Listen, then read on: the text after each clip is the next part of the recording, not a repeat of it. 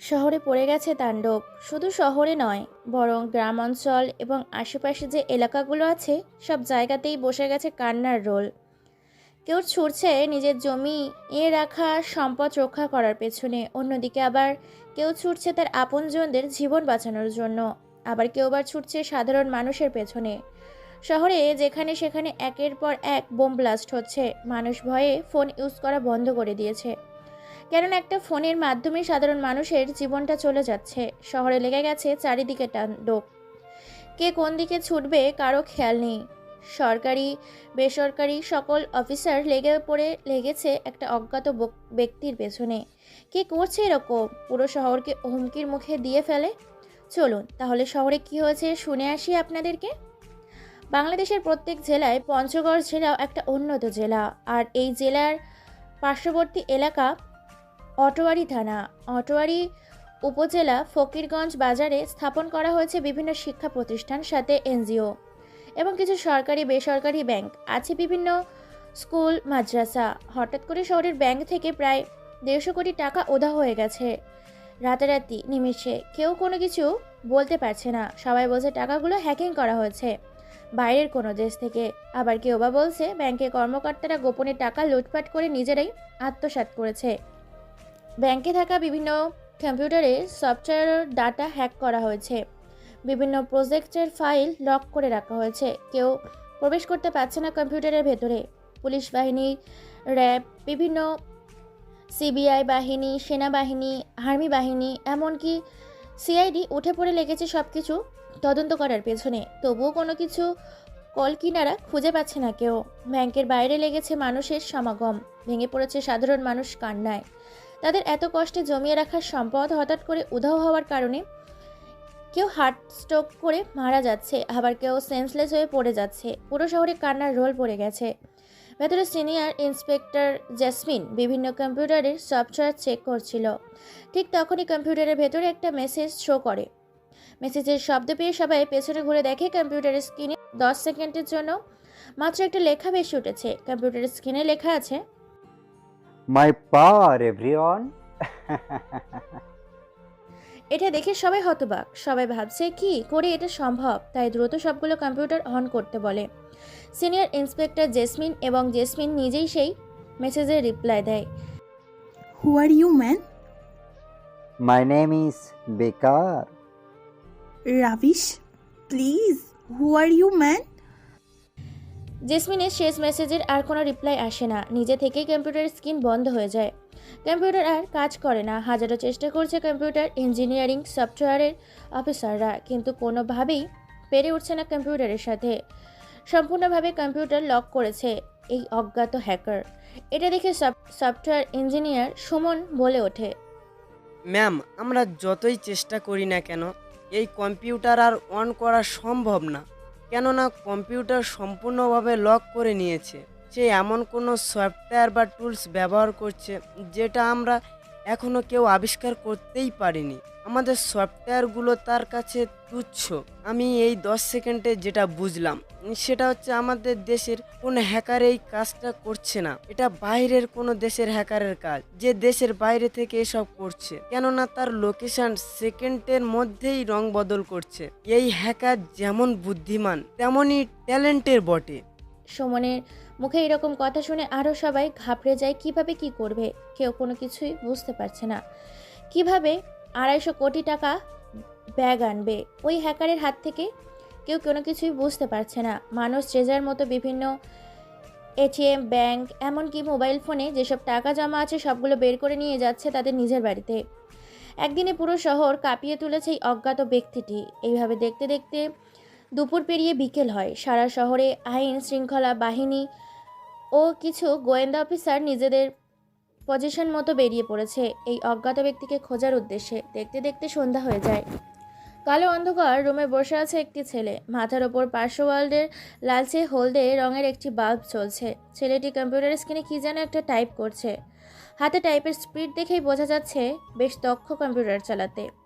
এটা শুনে senior inspector Jasmin বলে ওঠে, আচ্ছা সুমন, তুমি আমাকে একটা জিনিস বোঝাও এই হ্যাকিং সম্পর্কে। এই হ্যাকিং কি করে করা হয়, কিভাবে করা হয়, আর হ্যাকিং কেন করা হয়? ওকে ম্যাম, শুনুন তাহলে। হ্যাকিং হচ্ছে এমন একটা জিনিস, যেমন ধরুন আপনি না বলে অন্যের ওয়েবসাইটের কোনো কিছু জিনিস লুকিয়ে কপি করে নিজের দখলে নিয়ে আসেন এবং অন্যের পার্সোনাল জিনিস লুকিয়ে কপি করে তার উপরে রাজত্ব করাকে হ্যাকিং বলে। যেমন বিভিন্ন ব্যাংক অ্যাকাউন্ট এবং বিভিন্ন সফটওয়্যারের পাসওয়ার্ড, ফাইল এসব হ্যাক করে নিজের আয়ত্তে আনাকে হার্ড হ্যাক বলে। হ্যাক কিভাবে করা হয়, প্রশ্নটা এখন এটা। হ্যাক করা হয় বিভিন্ন অ্যাপ বা ওয়েবসাইটের মাধ্যমে, তবে বর্তমানে জনপ্রিয় 3টি ওয়েবসাইটের মাধ্যমে হ্যাকিং বেশি করা হয়। নাম্বার 1, মেলওয়্যার বা electrical device. Number 2, social engineering বা ফিশিং। নাম্বার 3, ট্যাকিং পাসওয়ার্ড। এই 3টি সফটওয়্যারের মধ্যে থাকে লক্ষ কোটি পাসওয়ার্ড। এই পাসওয়ার্ডগুলোর মধ্যে হ্যাকারের সাথে কোনো একটা পাসওয়ার্ড মিল হলেই সহজে সে হ্যাক করতে পারে। হ্যাকার সাধারণত কোনো লিঙ্কের মাধ্যমে বা কোনো অ্যাপের মাধ্যমে খুব সহজেই হ্যাক করতে পারে, তবে এই হ্যাকারের সাথে সহজে পেরে ওঠা সম্ভব না, কারণ এই হ্যাকার ব্যবহার করছে MSPIF অ্যান্ড্রয়েড জানটি সিসপয়েল্ড। ম্যাম, এই অ্যাপটি দিয়ে মিডিল অ্যাটাক করতে পারবে। মিডিল অ্যাটাক মানে কোনো মোবাইল বা কোনো ডিভাইস দিয়ে যত ইনফরমেশন ইন্টারনেটের মাধ্যমে আদান প্রদান করেন না কেন, হ্যাকারের ত্রুটি দিয়ে অন্য জায়গায় যাবে। অর্থাৎ আপনি ইন্টারনেটের মাধ্যমে যত কিছু এক্সচেঞ্জ আদান প্রদান করেন না কেন, সব কিছু আগে হ্যাকারের কাছে যাবে, তারপর পরবর্তীতে তা ইন্টারনেট জগতে যাবে। আপনি যদি কোনো সাইট এক্সচেঞ্জ করেন তাহলে সেটা সর্বপ্রথম হ্যাকারের দখলে যাবে। তো এই জিনিসটাই হচ্ছে man in the middle attack. 5 নম্বরে যে অ্যাপটি আছে সেটি হচ্ছে ফেসেনিফ অ্যাপটি রুট ডিভাইসের উপরে কাজ করে, অর্থাৎ আপনার একটি ওয়াইফাই কানেক্ট রয়েছে আর ওই ওয়াইফাইয়ের আরও কিছু সদস্য যুক্ত আছে। ওই ওয়াইফাইয়ের মাধ্যমে ওইখানে যত ডিভাইস বা ফোন রয়েছে ওই ফোন বা ডিভাইসের এক্সচেঞ্জ নিতে পারবেন আপনি। মানে ওই ডিভাইস বা ফোনের কোনো সাইট কি সার্চ হয়েছে বা তাদের পাসওয়ার্ড কি বা তারা কি বিষয় নিয়ে কাজ করছে, সব কিছু ইনফরমেশন আপনি নিজের আয়ত্তে আনতে পারবেন।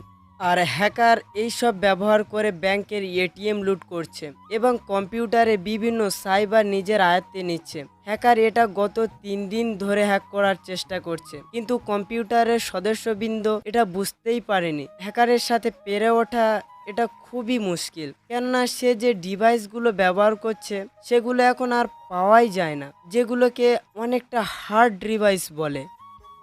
আইসি, তাহলে কি এটা কোনোদিন সম্ভব না? ওই হ্যাকারের লোকেশন কি আমরা কোনোদিন ঠিক করতে পারবো না?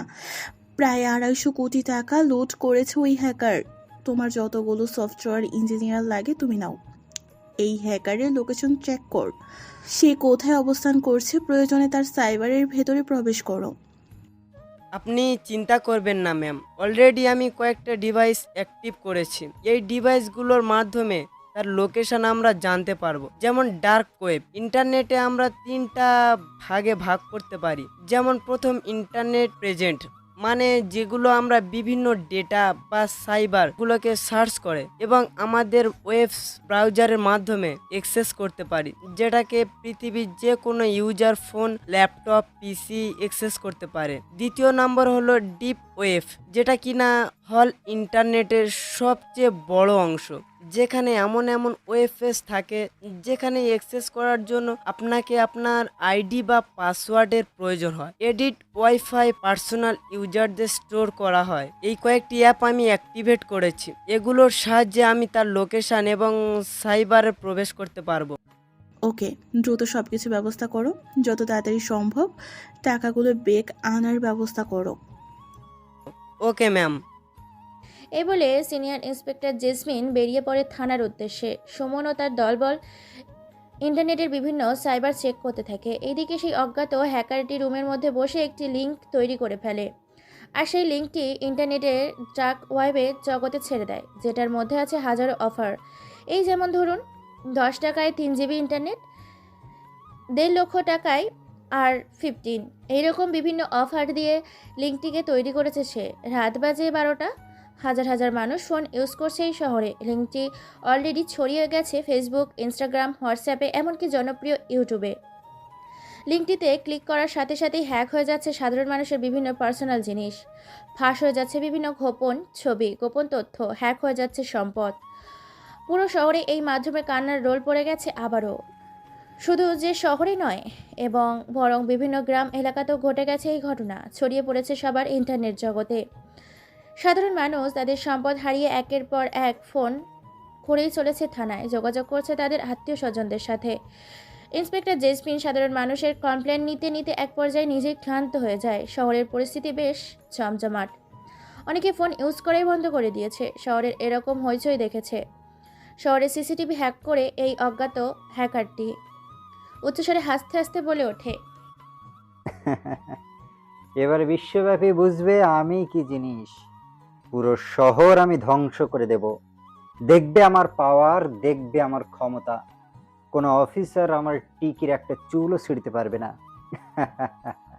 শুধু এটাই নয়, বিশ্ববাসী কাল তোমাদের জন্য অপেক্ষা করছে নতুন একটা ধামাকা। এসব বলছে ছেলেটি আর কম্পিউটারে কি যেন একটা টাইপ করছে। দেখেই বোঝা যাচ্ছে কোনো একটা সাইবারে। পরের দিন সকালে একটি হোটেলে বসে আছে বেশ কিছু ছেলে মেয়ে ও কিছু লোকজন। দুইটা টেবিলের পাশাপাশি বসে আছে কিছু ছেলে ও মেয়ে। তাদের মধ্যে থেকে একটি ছেলে একটি মেয়ের চোখাচোখি হয়, চোখের ভাষা তারাই কি যেন বলে। কিছুক্ষণের মধ্যেই তারা ফোন নাম্বার আদান প্রদান করে, শুরু করে দেয় ফোনে চ্যাট করা। এইভাবে তারা একে অপরের সাথে মেসেজ করতে থাকে। এটা দেখে তাদের বন্ধুবান্ধবীরা হাসতে থাকে এবং তাদেরকে নিয়ে উপহাস করতে থাকে। এক পর্যায়ে ছেলেটি মেসেজ করে, তোমাকে আজকে খুব সুন্দর লাগছে, the most beautiful lady girl. সত্যি নাকি ঢপ মারছো? সত্যি বলছি, তোমাকে জাস্ট অসাধারণ লাগছে, যাকে বলে ফাটাফাটি। তোমাকেও অনেক সুন্দর লাগছে। তাই I love you. I love you too বাবু। এই মেসেজের রিপ্লাই দেওয়ার সাথে সাথেই মোবাইল ফেটে ব্লাস্ট হয়ে যায়। মুহূর্তের মধ্যেই হোটেলের ভিতর দৌড়াদৌড়ি শুরু হয়ে যায়। মানুষের ভিড়ে মেয়েটি সেখান থেকে ভয়ে দৌড়ে পালিয়ে যায়।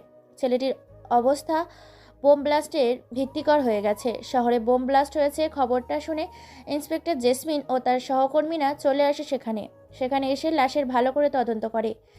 ছেলেটির তেমন কিছুই পায়নি। এটা দেখে ইন্সপেক্টর জেসমিন সেখানে উপস্থিত থাকা আরও বেশ কিছু ছেলে মেয়েকে জিজ্ঞেস করে, এই বোম ব্লাস্টটা কি করে হলো? তোমরা তো এর সাথে ছিলে, তাহলে তোমাদের কিছু হলো না কেন? আসলে ম্যাম, এখানে একটি মেয়ে ছিল যেটাকে আমার বন্ধুর ভালো লেগে যায়, তাই তারা দুজনে ফোন নাম্বার আদান প্রদান করে, দুজনে মেসেজ করতে থাকে।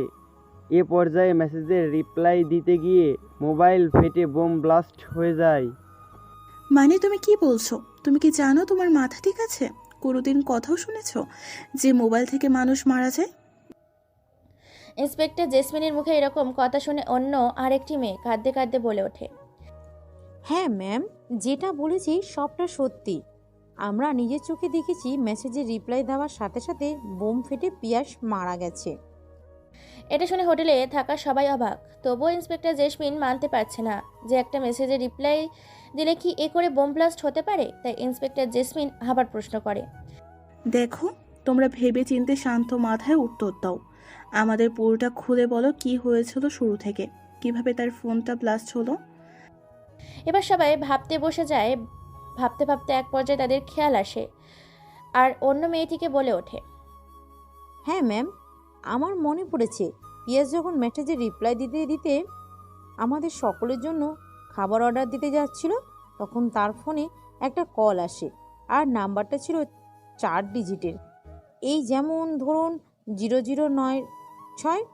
আর ফোনটা রিসিভ করার সাথে সাথে মোবাইলটা ফেটে যায় আর পিয়াস সেখানেই। আচ্ছা, ওই মেয়েটাকে এখান থেকে পালিয়ে যেতে কি কেউ দেখেছো? আর তোমরা এখন এখান থেকে যাও। অবশ্যই ফোনে বেশি ইউজ করবা না। নিজে সতর্ক হও, অন্যকে সতর্ক করো। ম্যাম, আমরা সবাই দেখেছি মেয়েটাকে পালিয়ে যেতে খুব তাড়াহুড়োর মধ্য ছিল। লাশের তদন্তের জন্য অর্থাৎ লাশটির পরীক্ষা নিরীক্ষা করার জন্য ফরেনসিক ল্যাবরেটরিতে পাঠিয়ে দেওয়া হয়। ইন্সপেক্টর জেসমিন ও তার কিছু সহকর্মী নিয়ে চলে যায় মোবাইল কোম্পানিতে, যেখানে মোবাইলে ব্যাটারি এবং মোবাইলের কিছু বাজেয়াত সামগ্রী তৈরি করা হয়। সেখানে গিয়ে ইন্সপেক্টর জেসমিন ওই কোম্পানির মালিকের সাথে দেখা করে আর মালিকের উদ্দেশ্যে বলে ওঠে, আপনাদের কোম্পানিতে ভেসেলজাত ব্যাটারি ইউজ করা হয়, যেটা মার্কেটে একটা বিশাল প্রভাব ফেলেছে। আপনি ইতিমধ্যে শুনেছেন প্রায় 35,000 মোবাইল ব্লাস্ট হয়েছে। তার মধ্যে 800 মানুষের প্রাণ গেছে। এজন্য আপনাদের কোম্পানিকে পুরোপুরিভাবে বন্ধ করে দেওয়া হবে। ম্যাম, এরকম করবেন না। আমাদের কোম্পানির কোনো জিনিস ভেজাল নেই। অলরেডি আমরা খবর লাগিয়ে দিয়েছি কী কারণে ব্যাটারিগুলো ব্লাস্ট হচ্ছে। আমাদের এক একটা ব্যাটারি খুব সতর্ক সাবধানে তৈরি করা হয়। আমাদের প্রত্যেকটা ব্যাটারির 4000 ভোল্টের উপরে তৈরি করা হয়। তাহলে শহরে এত ব্যাটারি ব্লাস্ট কি করে হচ্ছে? আপনাদের ব্যাটারিগুলো নিশ্চয়ই টেম্পারেচার কম। ম্যাম, আমরা প্রায় 603টা বোট ডাকি ইমার্জেন্সিভাবে, এবং সেখানে আমরা তদন্ত করে দেখতে পেয়েছি আমাদের কোনো কোম্পানিতে কোনো রকম ভেজাল ব্যাটারি নেই। বরং আমাদের যেসব মোবাইল ফোন আছে সেসব মোবাইল ফোনে এক একটা ভাইরাস ছাড়া হয়েছে। এমন একটা মেসেজ, যে মেসেজটা অপর কেউ রিপ্লাই দিলে সাথে সাথে ব্লাস্ট হবে, বা 4 ডিজিটের একটা ফোন আসলে ওই ভাইরাসটি এমনভাবে জড়িয়ে দেওয়া হয়েছে যেটা মানুষ খুব সহজেই ইউজ করবে। অর্থাৎ মানুষ সারাদিনে 99% ওই মেসেজের রিপ্লাই দিয়ে থাকে। কিভাবে সম্ভব? এটাও আদৌ কি করে সম্ভব? আমি এখনো বিশ্বাস করতে পারছি না। ইয়েস ম্যাম, এটা সম্ভব। কেউ বা কারা হ্যাকিংয়ের মাধ্যমে, অর্থাৎ যে হ্যাকিংয়ের খুব পারদর্শী, সে এই কাজটা করেছে। সে এমনভাবে লিঙ্কটি সিক্রেট করেছে যে ওই লিঙ্কটিতে ক্লিক করলে বা এ ফোনে কল রিসিভ করলে সাথে সাথে মোবাইল ফেটে ব্লাস্ট হবে। ও মাই গড! অন্যদিকে সাংবাদিক ধারাবাহিকভাবে একের পর এক খবর প্রচার করেই চলেছে বিভিন্ন টিভি চ্যানেলে। শুধু চারিদিকে একটাই খবর শোনাচ্ছে, শহরের প্রায় 35,000 মোবাইল ফোন ব্লাস্ট হয়েছে, তার সাথে 3,800 মানুষের প্রাণহানি হয়েছে। কিছুদিন আগে ব্যাংক লুট করেছে প্রায় 250 কোটি টাকা, আর এখন একটা লিকের মাধ্যমে সারা দুনিয়া জুড়ে ছড়িয়ে দিয়েছে ভাইরাসটি। মানুষ ভয়ে ফোন ইউজ করা বন্ধ করে দিয়েছে। ছেলেমেয়েরা যদি রাতে ফোন ইউজ করে তাহলে বাবা মা সেটা নিয়ে ভেঙে ফেলছে। ফোন থেকে ব্যাটারি আলাদা করে ফেলেছে হাজার হাজার মানুষ। তাণ্ডব লেগে গেছে পুরো বিশ্ব জুড়ে। শহরে একের পর এক মোবাইল ব্লাস্ট হচ্ছে। সাধারণ মানুষও খুবই আতঙ্কে রয়েছে। কে এই অজ্ঞাত হ্যাকার, যাকে ধরার জন্য পুরো বাংলাদেশ আইন বাহিনী তার পিছনে পড়ে আছে, কিন্তু এখনও খোঁজ বের করতে পারছে না এই অজ্ঞাত ব্যক্তিটি কে। সারা শহরে, শুধু শহর জুড়ে নয়, পুরো বাংলাদেশে হইচই পড়ে গেছে এই নিয়ে। এইভাবে দেখতে দেখতে আতঙ্কের মধ্যে আজকের দিনটি কেটে যায়। এখন রাত বাজে 10টা। আজকেও কালো অন্ধকার রুমের মধ্যে বসে আছে একজন অজ্ঞাত ব্যক্তি। কি যেন কম্পিউটারে একটা টাইপ করছে, আর উচ্চস্বরে হাসতে হাসতে বলে ওঠে, কেবল তো শুরু করেছি, আরো কত কিছু হতা হ্যায়। এইভাবে দেখতে দেখতে রাত পেরিয়ে সকাল হয়। পরের দিন সকালে শহরে বিভিন্ন প্রান্ত থেকে বের হতে থাকে মেয়েদের লাশ। একের পর একজন নয়, দুজন নয়, শশা মেয়ের লাশ বের হতে থাকে এক একটা পরিবার থেকে। কান্নার রোল পড়ে গেছে আরও এই শহরে। শুধু শহর নয়, বরং বিভিন্ন গ্রাম অঞ্চলেও বের হতে থাকে রুম থেকে মেয়েদের লাশ। কেউ সুইসাইড করেছে, কেউ গলায় ফাঁস দিয়ে আত্মহত্যা করেছে। প্রত্যেক পরিবারে কান্নার রোল পড়ে গেছে। পুলিশ সব জায়গাতে গিয়ে তদন্ত করতে শুরু করে দিয়েছে। কি হতে চলেছে এই শহরে, যেটা সবার অগোচরে। Inspector Jesmin, inspector Shalini, inspector Adnan Saheb, inspector Zafar মোল্লা শহরে তদন্ত লাগিয়ে দিয়েছে কিভাবে হচ্ছে এসব। প্রত্যেকটা লাশকে পাঠিয়ে দেওয়া হয়েছে ফরেনসিক ল্যাবরেটরিতে পরীক্ষা নিরীক্ষা করার জন্য। সরকারিভাবে একটা স্পেশাল বোর্ড থাকা হয়েছে। বিভিন্ন জেলাতে স্পেশাল মিটিংয়ে উপস্থিত আছে অনেক অফিসার। তাদের মধ্যে থেকে ইন্সপেক্টর জেসমিন বলে ওঠে, ladies and gentleman, come to the legal point. আমাদের বাংলাদেশে বর্তমানে জেলা আছে 64টি, বিভাগ হয়েছে 8টি, উপজেলা রয়েছে 495টি, থানা রয়েছে 652টি, সিটি কর্পোরেশন হয়েছে 12টি, পৌরসভা রয়েছে 328, ইউনিয়ন রয়েছে 4571টি, গ্রাম হয়েছে 87,191টি। এই প্রত্যেকটি গ্রাম থেকে এবং ইউনিয়ন বা শহর, প্রত্যেক উপজেলা, জেলাতে সাধারণ মানুষ হারিয়েছে তাদের আপনজনকে, হারিয়েছে তাদের আপনজনের কষ্টের সম্পদ। এতগুলো মেয়ে, শুধু মেয়েরা কোনো আত্মহত্যা করেছে? তার কোনো কিছু তথ্য আপনারা বের করতে পারেননি কেন? আমাদের যতগুলো সাইবারের সফটওয়্যার ইঞ্জিনিয়ার আছে প্রত্যেককে আগামী 10 দিনের সময় দেওয়া হলো। এই 10 দিনে এতগুলো মেয়ে আত্মহত্যার কারণটা বের করতে হবে তাদেরকে। না তারা রিলেশন করেছে, না তারা প্রেগনেন্ট, না অবৈধ কাজে যুক্ত। তাহলে তারা কী কারণে আত্মহত্যা করেছে? ব্যাংক থেকে লুট হয়েছে 250 কোটি টাকা। শহরের 99% মানুষ ফোন ইউজ করা বন্ধ করে দিয়েছে, কেননা ফোন কেটে বিভিন্ন জায়গাতে হচ্ছে ব্লাস্ট। মেয়েগুলোর ফোন চেক করে আমরা বুঝতে পেরেছি ওই ফোনগুলো কেউ হ্যাকিং করেছে, কেননা তাদের জিমেল, ফেসবুক পাসওয়ার্ড এবং ফোনের পাসওয়ার্ড সব কিছু ইনফরমেশন হ্যাকার পেয়ে গেছে। এবং হয়তো ফোনে কোনো কিছু ছিল যেটা এই সমাজে বের হলে মেয়েরা মুখ দেখাতে পারতো না। এভাবে মেয়েরা আত্মহত্যা করেছে, আর এই হ্যাকার হয়তো ব্ল্যাকমেল করেছে। আপনাদের কি মনে হয় এটা সেই অজ্ঞাত হ্যাকার যে পুরো 250 কোটি টাকা এবং বিভিন্ন বোম ব্লাস্টের সাথে জড়িত আছে? ইন্সপেক্টর জেসমিনের কথা শুনে উপস্থিত থাকা সাইবার ওয়ার্ল্ডের সফটওয়্যার ইঞ্জিনিয়ার সুমন বলে ওঠে, না ম্যাম, এটা কখনোই সম্ভব না। কেননা আপনাকে তো আমি বলেছি, সে যেগুলো টুলস ব্যবহার করে বা সফটওয়্যার ব্যবহার করে সেগুলো দিয়ে একটা বিশ্বকে কাঁপিয়ে দেওয়া সম্ভব। সারা পৃথিবীতে এই সফটওয়্যার অ্যাপ দিয়ে ব্ল্যাকমেল করা যাবে। আর আমি ফোনগুলো চেক করে যেটা বুঝলাম, সেটা খুব সাধারণ একটা অ্যাপের মাধ্যমে ফোনের সাইবার এবং ডেটা হ্যাক করা হয়েছে। আর আমি সেগুলোকে ফিরিয়ে আনার চেষ্টা করছি।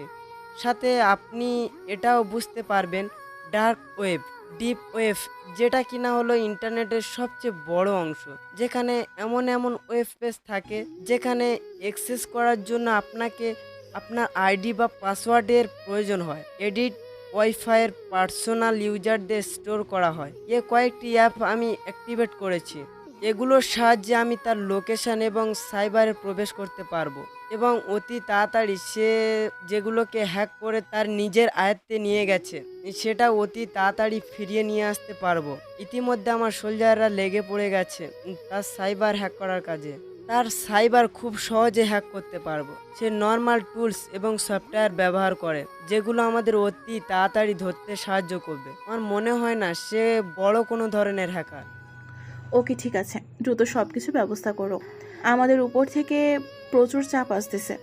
মিস্টার আদনান সাহেব, আপনার উপর একটা নতুন দায়িত্ব দেওয়া হচ্ছে। আপনি আজ থেকে ইন্টারনেটের ওয়েব পেজ ডাটা সমূহ সম্বন্ধে জানাবেন, কারণ এই নেটের মাধ্যমে এই ওয়েব পেজ সাইবার হ্যাকার পুরো বাংলাদেশকে হ্যাক করেছে।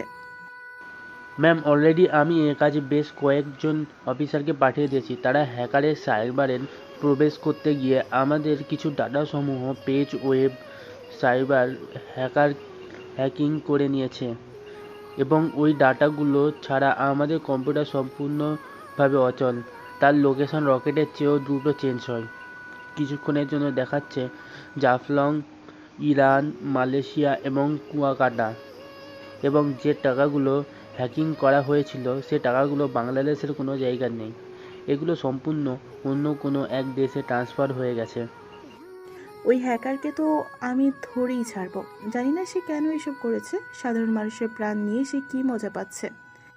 অন্যদিকে সুমন সাইবারের মধ্যে প্রবেশ করে। পুরো ইন্টারনেটের কালো দুনিয়া একের পর এক ঘুরতে থাকে। হঠাৎ তার মনে পড়ে যায় আর বলে ওঠে, ম্যাম, আপনার মনে আছে যেদিন ব্যাংকের এটিএম লুট করা হয় সেদিন ব্যাংকের কম্পিউটারে একটা 10 সেকেন্ডের লেখা ভেসে উঠেছিল, মাই পাওয়ার। এক্ষেত্রে ছেলেটি দেশের কোনো ক্ষতি করতে চায় না, কিন্তু ছেলেটির সাথে এমন কিছু করা হয়েছে যার জন্য সে তার ক্ষমতা ও পাওয়ার দেখাতে চায় এই বিশ্বকে। তবে আমি খুব দ্রুতই তাকে ধরার চেষ্টা করতেছি।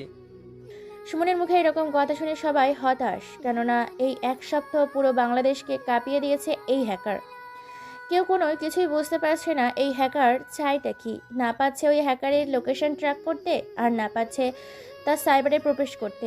তাকে ট্র্যাক করতে গেলেই উল্টো তাদের নিজেদেরই সাইবার ডাটা সমূহ হ্যাকিং করে নেওয়া হচ্ছে। অনেকক্ষণ পর ভেবেচিন্তে ইন্সপেক্টর জেসমিন বলে ওঠে, আপাতত মানুষ ফোন ইউজ করা বন্ধ করে দিয়েছে। হঠাৎ করে বিভিন্ন অঞ্চল থেকে কারণে একটা অনেক বড় রহস্য লুকিয়ে আছে, আর এটা খুব সাধারণ হ্যাকার কাজ করেছে, যেটা আমরা খুব সহজেই বের করে ফেলবো। আমাদের একটু সময় দিন।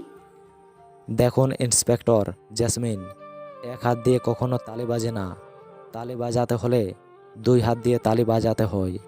ঠিক তেমনি ছেলেটি এসব একা করেছে না, বরং তার একটি গ্যাং আছে। আর সে শুধু একজন হ্যাকার নয়, বরং দেশের মোস্ট ওয়ান্টেড ক্রিমিনাল বা টেররিস্ট। যত তাড়াতাড়ি সম্ভব তাকে তোমরা ধরার ব্যবস্থা করো, নয়তো চাকরি রিজাইন দিয়ে হাতে চুড়ি পরে ঘরে বসে থাকো। কেন বাংলাদেশের কি আইন বাহিনীর অভাব পড়েছে? বাংলাদেশের প্রায় আর্মি বাহিনী, আর্মি প্যারালাল বাহিনী, সশ বাহিনী, র্যাব বাহিনী, সেনাবাহিনী, স্পেশাল কমান্ডো বাহিনী, আর কত বাহিনী চাই? দেশে এতগুলো আইনের ব্যবস্থা থাকেও অপরাধীরা কি করে ঘুরে বেড়াতে পারে? স্যার, আমরা তো চেষ্টা করছি। বাংলাদেশের প্রতিটি আইন বাহিনী তাদের নিজেদের মতো করে চেষ্টা করছে অপরাধীকে ধরার জন্য। আমরা তো কেউ হাতে চুরি পরে বসে নেই স্যার। ও জাস্ট সেট আপ। আমি তোমাদের কাছে কোনো লেকচার শুনতে চাইনি। তোমাদের আগামী 72 ঘন্টা সময় দেওয়া হলো। এবার 2 ঘন্টার মধ্যে এতগুলো মেয়ে কিভাবে সুইসাইড করলো তারা পুরো ডিটেলস জমা দিতে হবে সরকারের কাছে। অপর মহল থেকে প্রচুর কথা শুনতে হচ্ছে আমাকে। ওকে স্যার, ঠিক আছে। এই বলে আইনজীবী সাহেব ফোন কেটে দেয়। অনেকগুলো কথা শুনে এটা শুনে জেসমিন সহ বিভিন্ন আইন বাহিনীর প্রধান অফিসাররা বেশ ক্ষেপে গেছে এই হ্যাকারের ওপর। কিন্তু কী বা করতে পারবে? তাকে সোজা সাইবার ওয়ার্ল্ডের রাজা। মিটিং শেষ করে কনফারেন্স রুম থেকে যখনই সবাই বের হতে যাবে, ঠিক তখনই সুমন বলে ওঠে পেছন থেকে, ম্যাম 1 মিনিট যাবেন না প্লিজ, সবাই একটু ধৈর্য ধরুন। আমি ওই ছেলেটার লোকেশন ট্র্যাক করে ফেলেছি এবং তার সাইবার হ্যাক করে ফেলেছি। তার সকল ডেটা এবং ডিভাইস এখন আমাদের নিজের আয়ত্তে। ছেলেটি আমাদের এখান থেকে প্রায় 500 থেকে 600 কিলোমিটার দূরে আছে, অর্থাৎ রংপুর বিভাগের আশেপাশে ছেলেটি অবস্থান করছে। তবে আমি ওর পুরো সাইবার জুড়ে চেক করলাম, কোনো কিছু ভিডিও বা এমন কোনো পিক বা তেমন কোনো কিছু পেলাম না যেটাকে সন্দেহজনক কিছু ধরা পড়বে। এই জিমেল থেকে প্রত্যেকটি মেয়ের ফোনের ডেটা ও সাইবার হ্যাক করেছিল। এর রহস্যটা কি সেই ছেলেটাকে ধরতে পারলেই বোঝা যাবে। Good job Suman. ওখানকার অফিসারদের সাথে আমি এখনই যোগাযোগ করে ছেলেটিকে গ্রেফতার করার ব্যবস্থা করছি। তুমি ততক্ষণে আরো ভালো করে সাইবারগুলো চেক করো। ওকে ম্যাম, ঠিক আছে। এই বলে ইন্সপেক্টর জেসমিন রংপুর বিভাগের র্যাব বাহিনীর সিনিয়র ইন্সপেক্টর জুয়েলের সাথে কন্ট্যাক্ট করে। একে একে সব খুলে বলতে শুরু করে ইন্সপেক্টর জেসমিন। হ্যালো স্যার, আমি সিনিয়র ইন্সপেক্টর জেসমিন বলছি। আপনাদের একটু সাহায্য প্রয়োজন পড়েছে আমাদের। জি ম্যাম, বলুন আমরা আপনাকে কিভাবে সাহায্য করতে পারি। আমাদের টিম আপনাকে সাহায্য করার জন্য সবসময় প্রস্তুত আছে। আপনি নিশ্চয়ই শুনেছেন শহরে এসব আজব ঘটনা ঘটছে। হ্যাকাররা তাদের দখলে আমাদের দেশটাকে নিয়ে নিয়েছে এবং বিভিন্ন এলাকাতে যেসব মেয়ে আত্মহত্যা করছে তাদের মোবাইল ফোনের সাইবার এবং ডাটা ফাইল কেউ হ্যাক করেছিল, যেটাতে এমন কিছু ছিল যার কারণে মেয়েরা আত্মহত্যা করতে বাধ্য হয়েছে। এবং এই হ্যাকার বর্তমান অবস্থান করছে আমাদের রংপুর বিভাগের আশেপাশে। আমরা আপনাকে তার লোকেশন সেন্ড করছি। আপনি লোকেশন অনুযায়ী তাকে গ্রেফতার করুন এবং আমরা সেখানে পৌঁছে তাকে নিয়ে আসবো আমাদের নিজেদের আয়াতে। ওকে ম্যাম, ঠিক আছে। আমি আমার ফোর্সের মাধ্যমে এখনই তার লোকেশন ট্র্যাক করে তাকে তার ওই জায়গা থেকে তুলে নিয়ে আসতেছি। ততক্ষণে আপনি আপনার টিম নিয়ে চলে আসুন আমাদের রংপুর বিভাগে। ওকে, ঠিক আছে স্যার। এই বলে মিস্টার জুয়েল সাহেব তার স্পেশাল র্যাব বাহিনী নিয়ে বেরিয়ে পড়ে অজ্ঞাত হ্যাকারটির ধরার উদ্দেশ্যে। অন্যদিকে ইন্সপেক্টর জেসমিন ও তার টিম বেরিয়ে পড়েছে। Inspector Jesmin, inspector Shalini, inspector Rafiq Molla, inspector Adnan Saheb, প্রায় 35টি বাহিনী বেরিয়ে পড়েছে পুরো রংপুর বিভাগে টিকে ঘিরে ফেলার উদ্দেশ্যে। লোকেশন অনুযায়ী জুয়েল সাহেব র্যাব বাহিনীকে নিয়ে পৌঁছে যায় রংপুর বিভাগের পাশের ছোট্ট একটি বস্তিতে। মাটি থেকে শুরু করে আকাশ পর্যন্ত পুরো সৈন্যবাহিনী ঘিরে রেখেছে পুরো রংপুর বিভাগটাতে। প্রায় 18টি বাহিনী আকাশপথে পাড়ি জমিয়েছে, আর বাকি যেসব বাহিনী আছে তারা ঘিরে রেখেছে রংপুর বিভাগটিকে। গুটি গুটি পায়ে প্রবেশ করে সেই বাড়ির ভিতরে। এলাকাবাসী এতগুলো সৈন্যবাহিনী দেখে হুড়মুড় করে বেরিয়ে আসে। বাড়িটিকে চারদিক থেকে ঘিরে রাখার পর জুয়েল সাহেব মাইকের মাধ্যমে অ্যানাউন্সমেন্ট করে বলে ওঠে, আমি 1 থেকে 10 অবধি পর্যন্ত করব। বাড়ির ভেতরে কে আছো সরাসরি বেরিয়ে আসো, না হলে ফায়ার করতে বাধ্য হব। তবুও বাড়ির ভেতর থেকে কেউ বের হচ্ছে না। ছেলেটি ভয়ে ও আতঙ্কে ঘরের খাটের নিচে গিয়ে লুকিয়ে পড়ে। ঘর থেকে বেরিয়ে আসে দুজন মানুষ, একজন পুরুষ আর একজন মহিলা। তাদেরকে দেখে ইন্সপেক্টর জুয়েল বলে ওঠে, কে আপনারা? আপনাদের পরিবার আর কে কে আছে? সব কটা সদস্যকে বাইরে বের হতে বলুন। কিন্তু স্যার, মই কি কইছু যে মোক তোমার ধরবা আইছেন? আপনার পুরনো ভাইটা ক্রিমিনাল দিয়ে ভরা আছে। আমরা গোপন সূত্রে খবর পেয়েছি দেশে যে এতগুলো মার্ডার হয়েছে এবং তার টাকা লুটপাট হয়েছে, সব কিছুর পেছনে আপনার বাড়ির কেউ একজন জড়িত আছে। এটা কি কইতেছেন স্যার? এটা কি করে সম্ভব? মই মোর স্ত্রী আর মোর একটা ছেলে বাড়িতে আছি, তাইলে আমরা কলঙ্কের ক্রিমিনাল হন? ওকে, ঠিক আছে, আমি আপনার ছেলেকে রাখুন, তার মুখ থেকে আমরা সব কিছু শুনতে চাই। ও ঠিক আছে স্যার, এখনই ডাকতেছি। এই বুলেট কইরে বেটা, বাইরে আইতো, তোকে খুঁজতেছে। কিন্তু ভেতর থেকে কারো শব্দ শোনা যাচ্ছে না। জামাল শিকদার একের পর এক ডেকেই চলেছে তার ছেলেকে, কিন্তু ঘর থেকে কারো কোনো শব্দই পাওয়া যাচ্ছে না। এটা দেখে ইন্সপেক্টর জুয়েল সাহেব চোখের ইশারায় তার সৈন্যবাহিনীকে ভেতরে প্রবেশ করতে বলে এবং ভেতর থেকে বুলেট নামে সে ছেলেটিকে বের করে আনে। ছেলেটিকে বাইরে আনার সাথে সাথে ছেলেটি কাঁদতে কাঁদতে বলে ওঠে, স্যার আমি কিছু করিনি স্যার, প্লিজ আমাকে ছেড়ে দিন, আমার ভুল হয়ে গেছে স্যার, আমি আর এরকম করবো না। You are under arrest. আর কোনো কথা নয়, এক্ষুনি ছেলেটাকে গ্রেফতার করো এবং নিয়ে চলো আমাদের হাজতখানায়। এটা শুনে ছেলেটির বাবা জামাল শিকদার ইন্সপেক্টর জুয়েলের উদ্দেশ্যে বলে ওঠে, এটা কি করছেন স্যার? মোর এটা মাত্র ছোঁয়া, এটা আরও তোমরা ধরে লেবা যাবা চাইছেন? মোর বংশের প্রদীপ তো দেখছু তোমরা নিভিয়ে ছাড়বেন কেন স্যার? শত ভাইরাল মতো ব্যবহার করছেন। ওই ইউ জাস্ট সেট আপ। আইনের কাছে বাধা দিতে আসলে আপনাকেও গ্রেফতার করতে বাধ্য হব, সো আইনের সাথে কোঅপারেট করুন। জামাল শিকদার এটা শুনে ভয়ে আর কিছু বলে না। জুয়েল সাহেব ও তার র্যাব বাহিনীকে নিয়ে বেরিয়ে পড়ে অটোয়ারি পঞ্চগড়ের উদ্দেশ্যে। কয়েক ঘন্টা অতিক্রম করে চলে আসে অটোয়ারি পঞ্চগড়ে।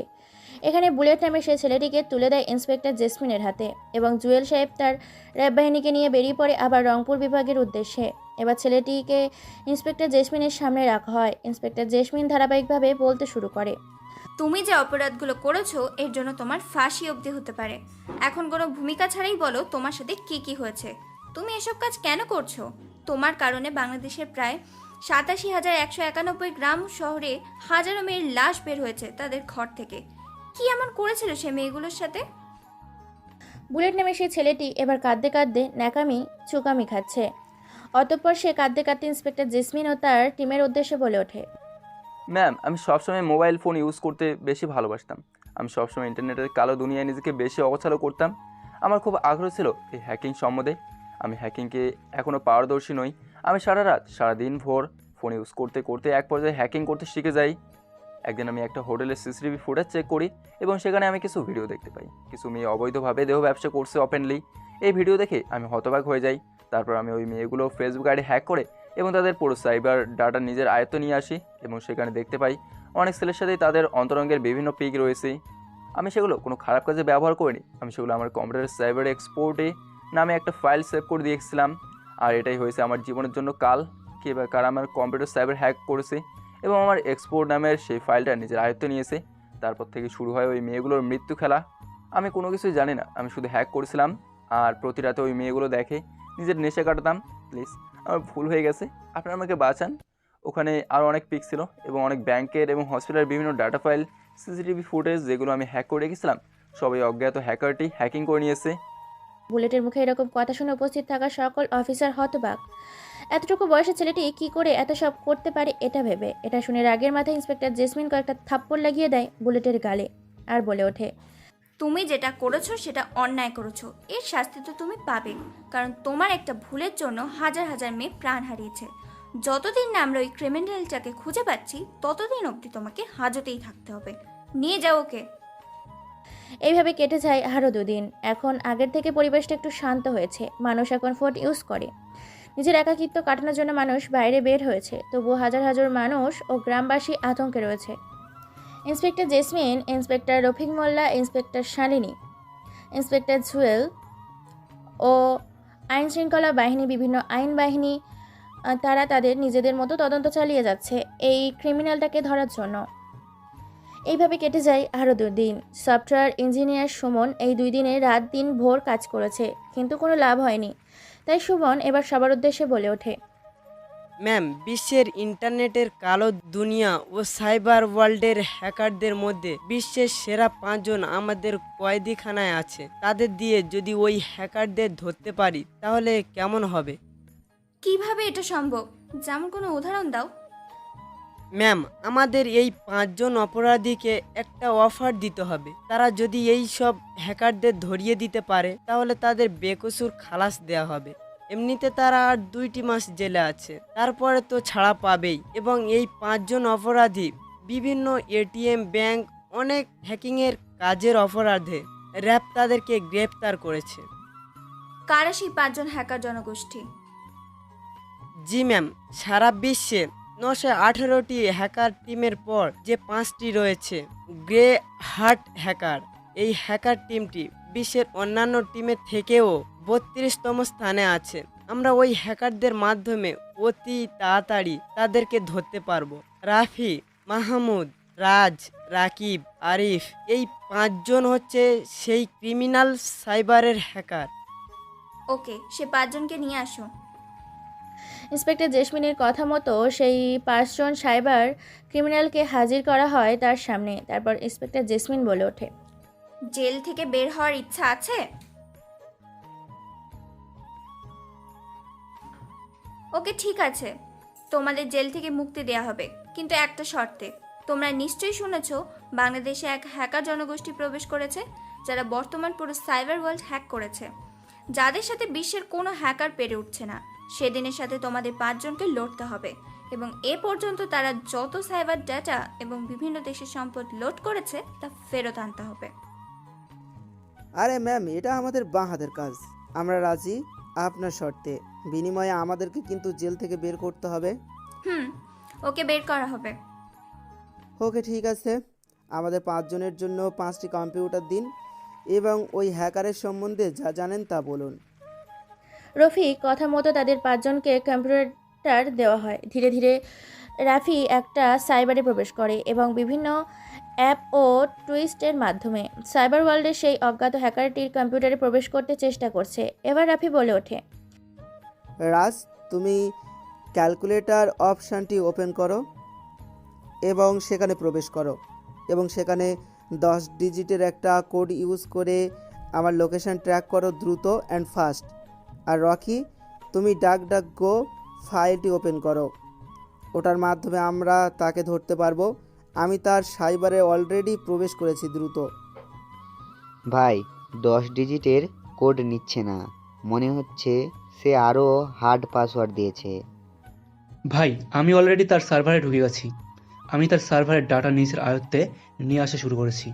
ড্রাক ওয়েব অ্যাপটি ওপেন করা না হলে আমরা বিপদে পড়তে পারি। ও মাই গড, দ্রুত কম্পিউটার অ্যাপ্লিকেশনগুলো বন্ধ কর, সমস্ত ডাটা ক্যান্সেল করো। কিন্তু কেন ভাই? আর কিছুক্ষণের মধ্যেই আমরা তার লোকেশন ট্র্যাক করতে পারবো। আরে বেটা, আগে নিজের জীবন বাঁচা, পরে তার লোকেশন ট্র্যাক করিস। রাফি ভাই, আমি আমার কম্পিউটারের সার্ভারে প্রবেশ করতে পারছি না, সকল ডাটা ক্যান্সেল হয়ে গেছে। দ্রুত কম্পিউটার বন্ধ কর, না হলে বিপদ আছে। কারণ সেই ইন্টারনেট প্রেজেন্ট, মানে যেগুলো আমরা বিভিন্ন ডাটা বা সাইবারগুলোতে সার্চ করি এবং আমাদের ওয়েব ব্রাউজারের মাধ্যমে এক্সেস করতে পারি, যেটাকে পৃথিবীর যে কোনো ইউজার কোনো ল্যাপটপ পিসির অ্যাক্সেস করতে পারে। ডিপি ওয়েব, যেটা কিনা হলো ইন্টারনেটের সবথেকে বড় অংশ। এখানে এমন এমন ওয়েব পেজ থাকে যেখানে এক্সরে করার জন্য আপনাকে আপনার আইডি বা পাসওয়ার্ডের প্রয়োজন হয়। আমরা তার সাইবারে প্রবেশ করেছি, সে সেটা টের পেয়ে গেছে। অলরেডি সে উল্টো হ্যাকিং করা শুরু করে দিয়েছে এবং আমাদের কম্পিউটারের ব্রাউজারে একটা লিঙ্ক শেয়ার করেছে, যেটা কিছুক্ষণের মধ্যে ব্লাস্ট হবে। এই অ্যাপটি খুবই ভয়ানক। সে অলরেডি ফায়ারফক্সের অফ করার মাধ্যমে আমাদের কম্পিউটারে ভাইরাস প্রবেশ করেছে। এই অ্যাপটির মাধ্যমে যে কোনো অবস্থায় যে কোনো জায়গায় ব্লাস্ট করা যায়। এটি পাওয়ারফুল একটি অ্যাপ। ও মাই গড, দ্রুত এখান থেকে পালিয়ে যাও, এখনই ব্লাস্ট হবে। এটা বলে সবাই দ্রুত সেই কনফারেন্সের রুম থেকে পালিয়ে যায়। পালিয়ে যাবার 1 মিনিটের পর একের পর এক কম্পিউটার ব্লাস্ট হতে থাকে। মুহূর্তের মধ্যে পুরো বিল্ডিংটা বোম ব্লাস্টে দুমড়ে মুচড়ে ভেঙে মাটিতে একাকার হয়ে যায়। এটা দেখে সবাই হতবাক। অতঃপর খুব দ্রুত রাফি নামের সেই হ্যাকার ছেলেটি বলে ওঠে, ম্যাম দ্রুত আপনার ফোনটা অন করুন। ওখানে একটা মেসেজ এসেছে যেটা আমি লগ ইন করে আপনার ফোনে পাঠিয়েছি বোম ব্লাস্ট হওয়ার কয়েক মিনিট আগে। মানে আমার ফোনও কি ব্লাস্ট হবে নাকি? ম্যাম আপনার ফোন ব্লাস্ট হবে না, বরং ওই হ্যাকার ওখানে একটা মেল পাঠিয়েছে। ওই মেলটা ব্লাস্ট হওয়ার কয়েক মিনিট আগেই এসেছিল, যেটা কম্পিউটার থেকে কোনোভাবেই পড়া সম্ভব ছিল না, তাই আমি খুব দ্রুত সাবধানতার সাথে আপনার ফোনে ওটা পাঠিয়ে দিয়েছি। রাফির কথা মতো জেসমিন তার ফোনটা ওপেন করে, দেখতে পায় সত্যি সেখানে একটা মেসেজ শো করছে। মেসেজে লেখা আছে,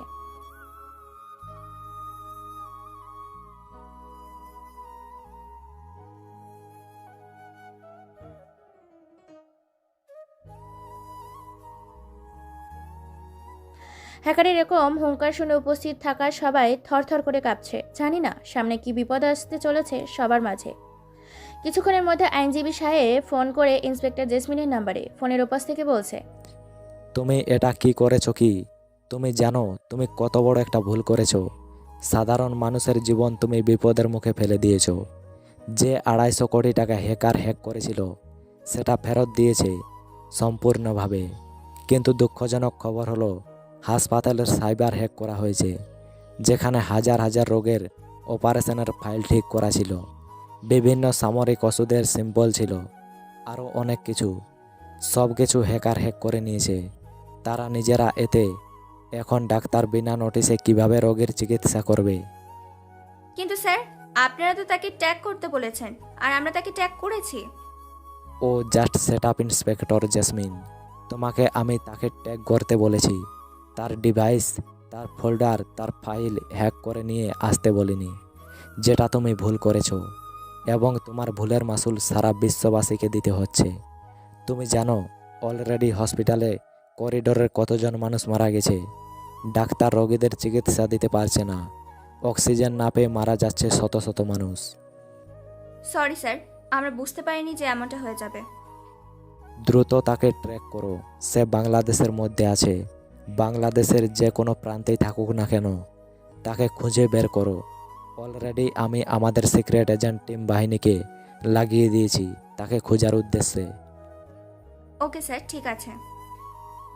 এই বলে আইনজীবী সাহেব ফোন কেটে দেয়। সারা শরীর আগে ফেটে যাচ্ছে জেসমিনের। এই মুহূর্তে হ্যাকারকে নিজের সামনে পেলে কী যে করতো সে নিজেও জানে না। জেসমিন সহ পুরো আইন বাহিনী এই প্রথম এইরকম কোনো কেসের সামনে পড়েছে, যেটা কিনা শুধু রহস্যময় আর গোলকধাঁধা। ইন্টারনেটের কালো দুনিয়া, হাদেও জানে না সামনে কী বা কী হতে চলেছে তাদের সাথে। আদৌ রহস্যময় হ্যাকার ছেলেটিকে ধরতে পারবে কিনা, এইসব ভাবতেই সবাই ঠিক তখনই সাইবার ক্রিমিনাল রাফি বলে ওঠে, ম্যাম আমি এমন একজনকে চিনি যে ইন্টারনেটের কালো দুনিয়ার গোলকধাঁধা সব কিছু জানে। সেরকম অনেক কেস সলভ করেছে। আপনারা চাইলে আমি তার সাথে যোগাযোগ করতে পারি। ওকে ঠিক আছে, ওই হ্যাকারকে ধরার জন্য যা যা করণীয় সব কিছু করতে পারো তোমরা। Okay ma'am. এই বলে রাফি ওই হ্যাকারদের সাথে কন্ট্যাক্ট করতে বসে যায় কম্পিউটারের স্ক্রিনের সামনে। ড্রাগস অফ সাইডের একটি গুগল অ্যাডসেন্সে প্রবেশ করে রাফি। ইন্টারনেট প্রেজেন্ট সাইবারের অফসাইডে প্রবেশ করে 3 ডটে 3 বার ক্লিক করে। সাথে সাথে 4 ডিজিজনদের একটা কোড সংখ্যা আসে। কোডটিকে কপি করে রাফি ক্যালকুলেটরে অ্যাপ্লিকেশনের মধ্যে প্রবেশ করে, সেখানে পোস্ট করে দেয়। সাথে সাথে কোডটি ভেরিফাই হয়ে লগ ইন হয়ে যায় জিমেলটি। এবং সাথে সাথেই নোটিফিকেশন পেয়ে যায় রাফি। নোটিফিকেশনে লেখা আছে, হু আর ইউ ম্যান? ভাই আমি Rafi. Who are you Rafi? ওই যে সাইবার ক্রিমিনাল রাফি। বল। ভাই একটা সাহায্য লাগবে। দেশের যে পরিস্থিতি বর্তমানে প্রচুর খারাপ অবস্থা দেশের। একটা হ্যাকার জনগোষ্ঠী ঢুকেছে যেটা পুরো দেশটাকে নাচাচ্ছে।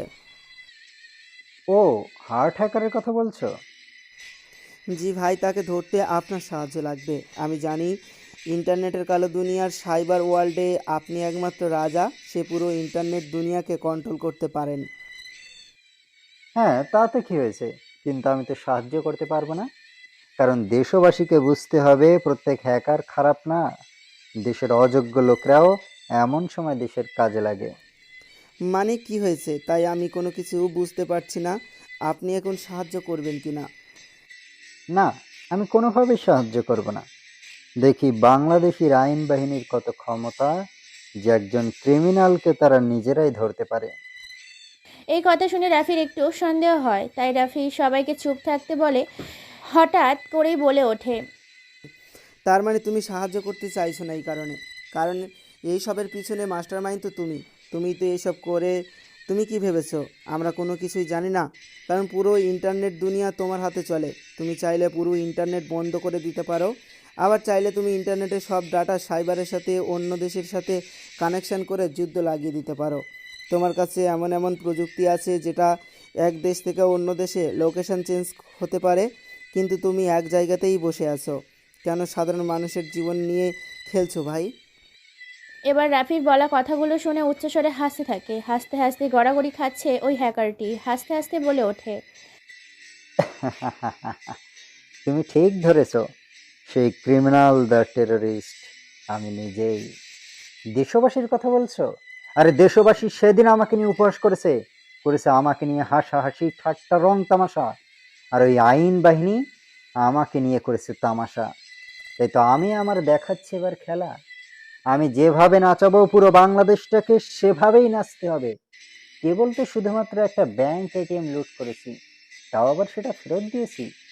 স্কুল, মাদ্রাসা, কলেজ বোম ব্লাস্ট করেছি। ইন্টারনেট প্রযুক্তির মাধ্যমে সাধারণ মানুষের ফোনে ভাইরাস সেট করে দিয়েছি। হ্যাকারদের হ্যাকিং করা বিভিন্ন ক্রাইসিসের গোপন ভিডিও, ছবি নিজের আয়ত্তে হ্যাকিং করে এনেছি, আর সেটা ছড়িয়ে দিয়েছি পুরো ইন্টারনেট জগতে। যার কারণে 64টি জেলায় প্রায় অধিকাংশ মেয়েরাই সমাজে মুখ দেখাতে পারবে না বলে আত্মহত্যা করেছে। হাসপাতালের সাইবার হ্যাক করেছি, যেখানে সকল কালোবাজারের কাজ কারবার করা হতো। আর কত পাওয়ার দেখাবো আমি আমার? আরো অনেক খেলা দেখাতে বাকি আছে এই বিশ্ববাসীকে। কিন্তু ভাই তুমি একজন ভালো মানুষ, তোমার এসব করে লাভ কি? তুমি তো সাধারণ মানুষের উপকার করতে, তাহলে হঠাৎ করে তোমার কি এমন হলো যে সাধারণ মানুষের জীবন নিতে উঠে পড়ে লেগেছো? আরে পাগলা, আমি কোনো সাধারণ মানুষের জীবন নেইনি। জীবন তো নিয়েছি তাদের যারা অন্যায় কাজে যুক্ত আছে কালোবাজারের সাথে, ইন্টারনেটের কালো দুনিয়ার প্রযুক্তির সাথে। আর সবশেষে মাই পাওয়ার। আমি আমার পাওয়ার দেখানোর জন্য এত সব করেছি। তোকে বলে রাখি, পারলে আটকে দেখা। তোরা সেই 5 জন সাইবার ক্রিমিনাল হ্যাকার আর বাংলাদেশের পুরো আইন বাহিনী। Good bye. এটা বলে সাইবার ওয়ার্ল্ডের হার্ট হ্যাকার ফোন কেটে দেয়। অতঃপর রাফি বলে ওঠে, ম্যাম আমরা ছেলে আছি, ভালো আছি। এমনিতে আমরা 2 মাস পরে জেল থেকে বের হব। শুধু শুধু নিজের প্রাণটাকে হারানোর কোনো মানেই হয় না। আমি বুদ্ধি খাটিয়ে তার পেট থেকে সকল তথ্য বের করে নিয়েছি। আসলে তার সাথে টক্কর দেওয়া সম্ভব না, কারণ সেই পুরো আন্ডারওয়ার্ল্ডের নেট দুনিয়ার রাজা। আর সে এত সহজে কোনো কিছু করে না। তাকে নিশ্চয়ই আপনার আইন বাহিনী কোনো কিছু করেছে, যার কারণে সে আইন বাহিনীর উপরে ভীষণ ক্ষেপে আছে। আর আইন বাহিনীর উপর ক্ষেপে গিয়ে সে এত কিছু করছে। তাহলে এখন আমাদের করণীয় কি?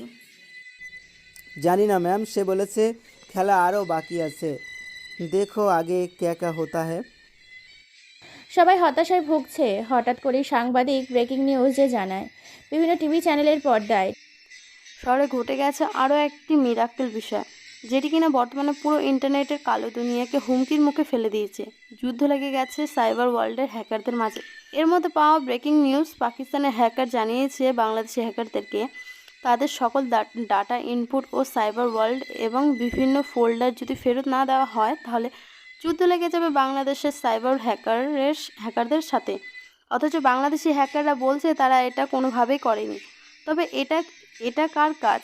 অথচ পাকিস্তানের হ্যাকার ও অস্ট্রেলিয়ার হ্যাকার বলছে এটা বাংলাদেশি কোনো হ্যাকারের কাজ। বর্তমানে পুরো সাইবার ওয়ার্ল্ডটাকে দখল করে নিয়েছে। তবে কি সেই অজ্ঞাত হ্যাকার যার নামে পুরো কালো দুনিয়া চলছে? এই রকম খবর পেতে এক্ষুনি চ্যানেলটিকে ভিজিট করুন। টিভি স্ক্রিনে সাংবাদিকের বলা কথাগুলো শুনে সবাই হতবাক, কারণ তারা জানে একবার সাইবার ওয়ার্ল্ডের হ্যাকারদের সাথে হ্যাকারে যুদ্ধ লেগে গেলে দেশের আর দেশ বলে কোনো অস্তিত্বই থাকবে না। সফটওয়্যার ইঞ্জিনিয়ার সুমন সহ তার বাকি সদস্যরা লেগে পড়ে উঠেছে সকল সমস্যার সমাধান করতে। অতঃপর সুমন অনেক সফটওয়্যার ঘাটাঘাটি করার পরে প্ল্যাটফর্ম নামের একটি সফটওয়্যারে গিয়ে লোকেশন ট্র্যাক করে জানতে পারে বর্তমানে পঞ্চগড়ের আশেপাশে অবস্থান করেছে, অর্থাৎ তাদের থেকে কয়েকশো কিলোমিটার দূরে, এবং তার বর্তমান অবস্থান ও পরিবারের সদস্যদের সব ডিটেলস চলে আসে সুমনের সামনে। সুমন এটা দেখে বলে ওঠে, ম্যাম, আমি তার লোকেশন ট্র্যাক করে ফেলেছি। পঞ্চগড়ের আশেপাশে আছে। পরিবার বলতে তেমন আর কেউ নেই। মা গৃহিণী ছিল, বাবা ছিল সেনাবাহিনীর অফিসার। অনেক ঘাটাঘাটি করে শুধু এইটুকু তথ্য বের করতে পেরেছি। এখনো লোকেশন ট্র্যাক করা যাচ্ছে? জি ম্যাম। অতঃপর তারা প্রায় 18টি টিম বাহিনী বেরিয়ে পড়ে লোকেশন অনুযায়ী হ্যাকার গোষ্ঠীকে ধরার উদ্দেশ্যে। চলে আসে পঞ্চগড় হারিভাষা। সেখানকার পার্শ্ববর্তী একটা গ্রামের লোকেশন অনুযায়ী পৌঁছে যায় টিম বাহিনী। চারিদিক দিয়ে এলাকাটাকে ঘিরে ফেলে। লোকেশন অনুযায়ী সে বাড়ির ভেতরে প্রবেশ করে আইন বাহিনী। পুরো বাড়িটাকে সেনা দিয়ে ঘিরে রাখা হয়েছে। অন্যদিকে আইন বাহিনীর এই রকম কর্মকাণ্ড দেখে উচ্চস্বরে হাসছে হ্যাকার গোষ্ঠী। প্রথম 5টি দল দরজা ভেঙে ভিতরে প্রবেশ করে। বাড়ির ভেতরটা চারিদিক দিয়ে ঘিরে ফেলে কয়েকজন দরজা ভেঙে ঘরের মধ্যে প্রবেশ করে। অতঃপর চেয়ারে কেউ একজন হেলান দিয়ে বসে আছে। তা দেখে ইন্সপেক্টর জেসমিন বলে ওঠে, হেই ইউ, তোমার খেল খতম। অনেক নাচিয়েছো তুমি আমাদেরকে। এখন তোমাকে ঝোলাবো ফাঁসির কাঠ করাতে। কিন্তু তবুও কারো সারা শব্দ না পেয়ে কোনো কিছু নেই, মূর্তির মতো চেয়ারে বসে আছে। এটা দেখে ইন্সপেক্টর জেসমিন গুটি গুটি পায়ে এগিয়ে যায় সেই চেয়ারটির কাছে। পেছন থেকে উল্টো ঘুরিয়ে সবাই হতবাক, কেন চেয়ারে আছে একটি পুতুল। পুতুলটি দেখে ইন্সপেক্টর জেসমিন চিৎকার দিয়ে বলে ওঠে, ও শিট! আমরা এখানে আসার আগেই মনে হয় সে খবর পেয়ে গেছে, আর তাই সে এখান থেকে দ্রুত পালিয়ে গেছে। পুরো বাড়িটা কি তোর নতুন করে খোঁজো? কোনো এভিডেন্স পেলে অবশ্যই জানাবে। ইন্সপেক্টর জেসমিনের কথা মতো সবাই বাড়িটিকে তন্ন তন্ন করে সার্চ করতে লেগে যায়। ঠিক কিছুক্ষণ পর হঠাৎ ঘরের মধ্যে থাকা কম্পিউটার স্ক্রিনে নিজে থেকে ওপেন হয়ে যায়, আর সেখানে কেউ একজন মাস্ক পরিহিত একজন বলে ওঠে হাসতে হাসতে, কি ইন্সপেক্টর জেসমিন, এত তাড়াতাড়ি হাঁপিয়ে গেলেন? এখনো তো মুভি দেখা বাকি আছে। এটা তো কবে একটা ট্রেলার ছিল। হসপিটালের সকল যাবতীয় ডকুমেন্ট এবং ফাইল আমি জমা দিয়ে দিয়েছি, অর্থাৎ সাইবার ফেরত দিয়েছি, নতুন একটা ফাঁদ পেতেছি বলে। পুরনোটা ছেড়ে দিলাম। এটা বলার সাথে সাথে আবার কম্পিউটার স্ক্রিনে নিজে থেকে অফ হয়ে যায়। সফটওয়্যার ইঞ্জিনিয়ার সুমন হাজার চেষ্টা করেও কম্পিউটারগুলো আর অন করতে পারেনি।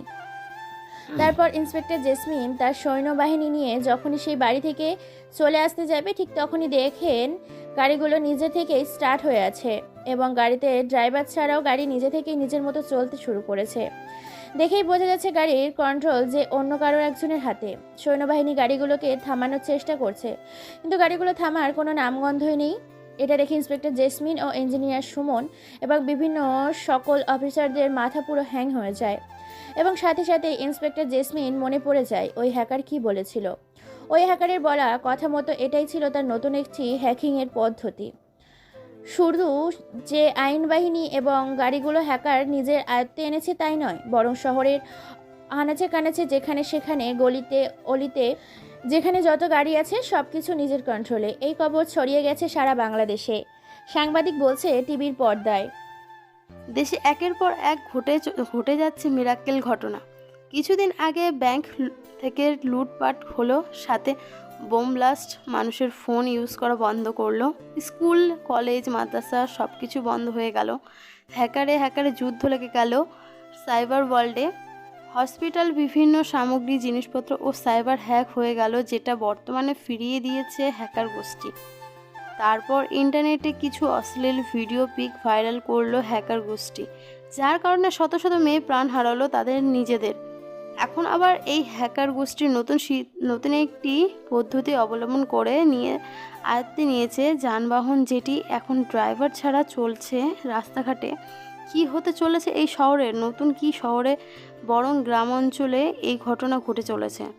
বাংলাদেশে 64টি জেলা এবং 8টি বিভাগের মানুষের দিন রাতের ঘুম হারাম হয়ে গেছে এই হ্যাকার গোষ্ঠীর কারণে। সামনে আরও কি হতে চলেছে তা শোনার জন্য সবাই থাকুন। টিভির পর্দায় এরকম খবর শুনে সারা বাংলাদেশের হইচই পড়ে গেছে।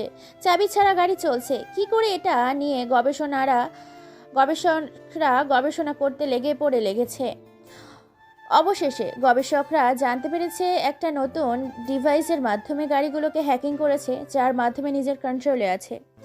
এটা কোনো টুলস বা সফটওয়্যারের মাধ্যমে করা হয়নি, এটা করা হয়েছে কোনো একটি শক্তিশালী হার্ড ডিভাইসের মাধ্যমে।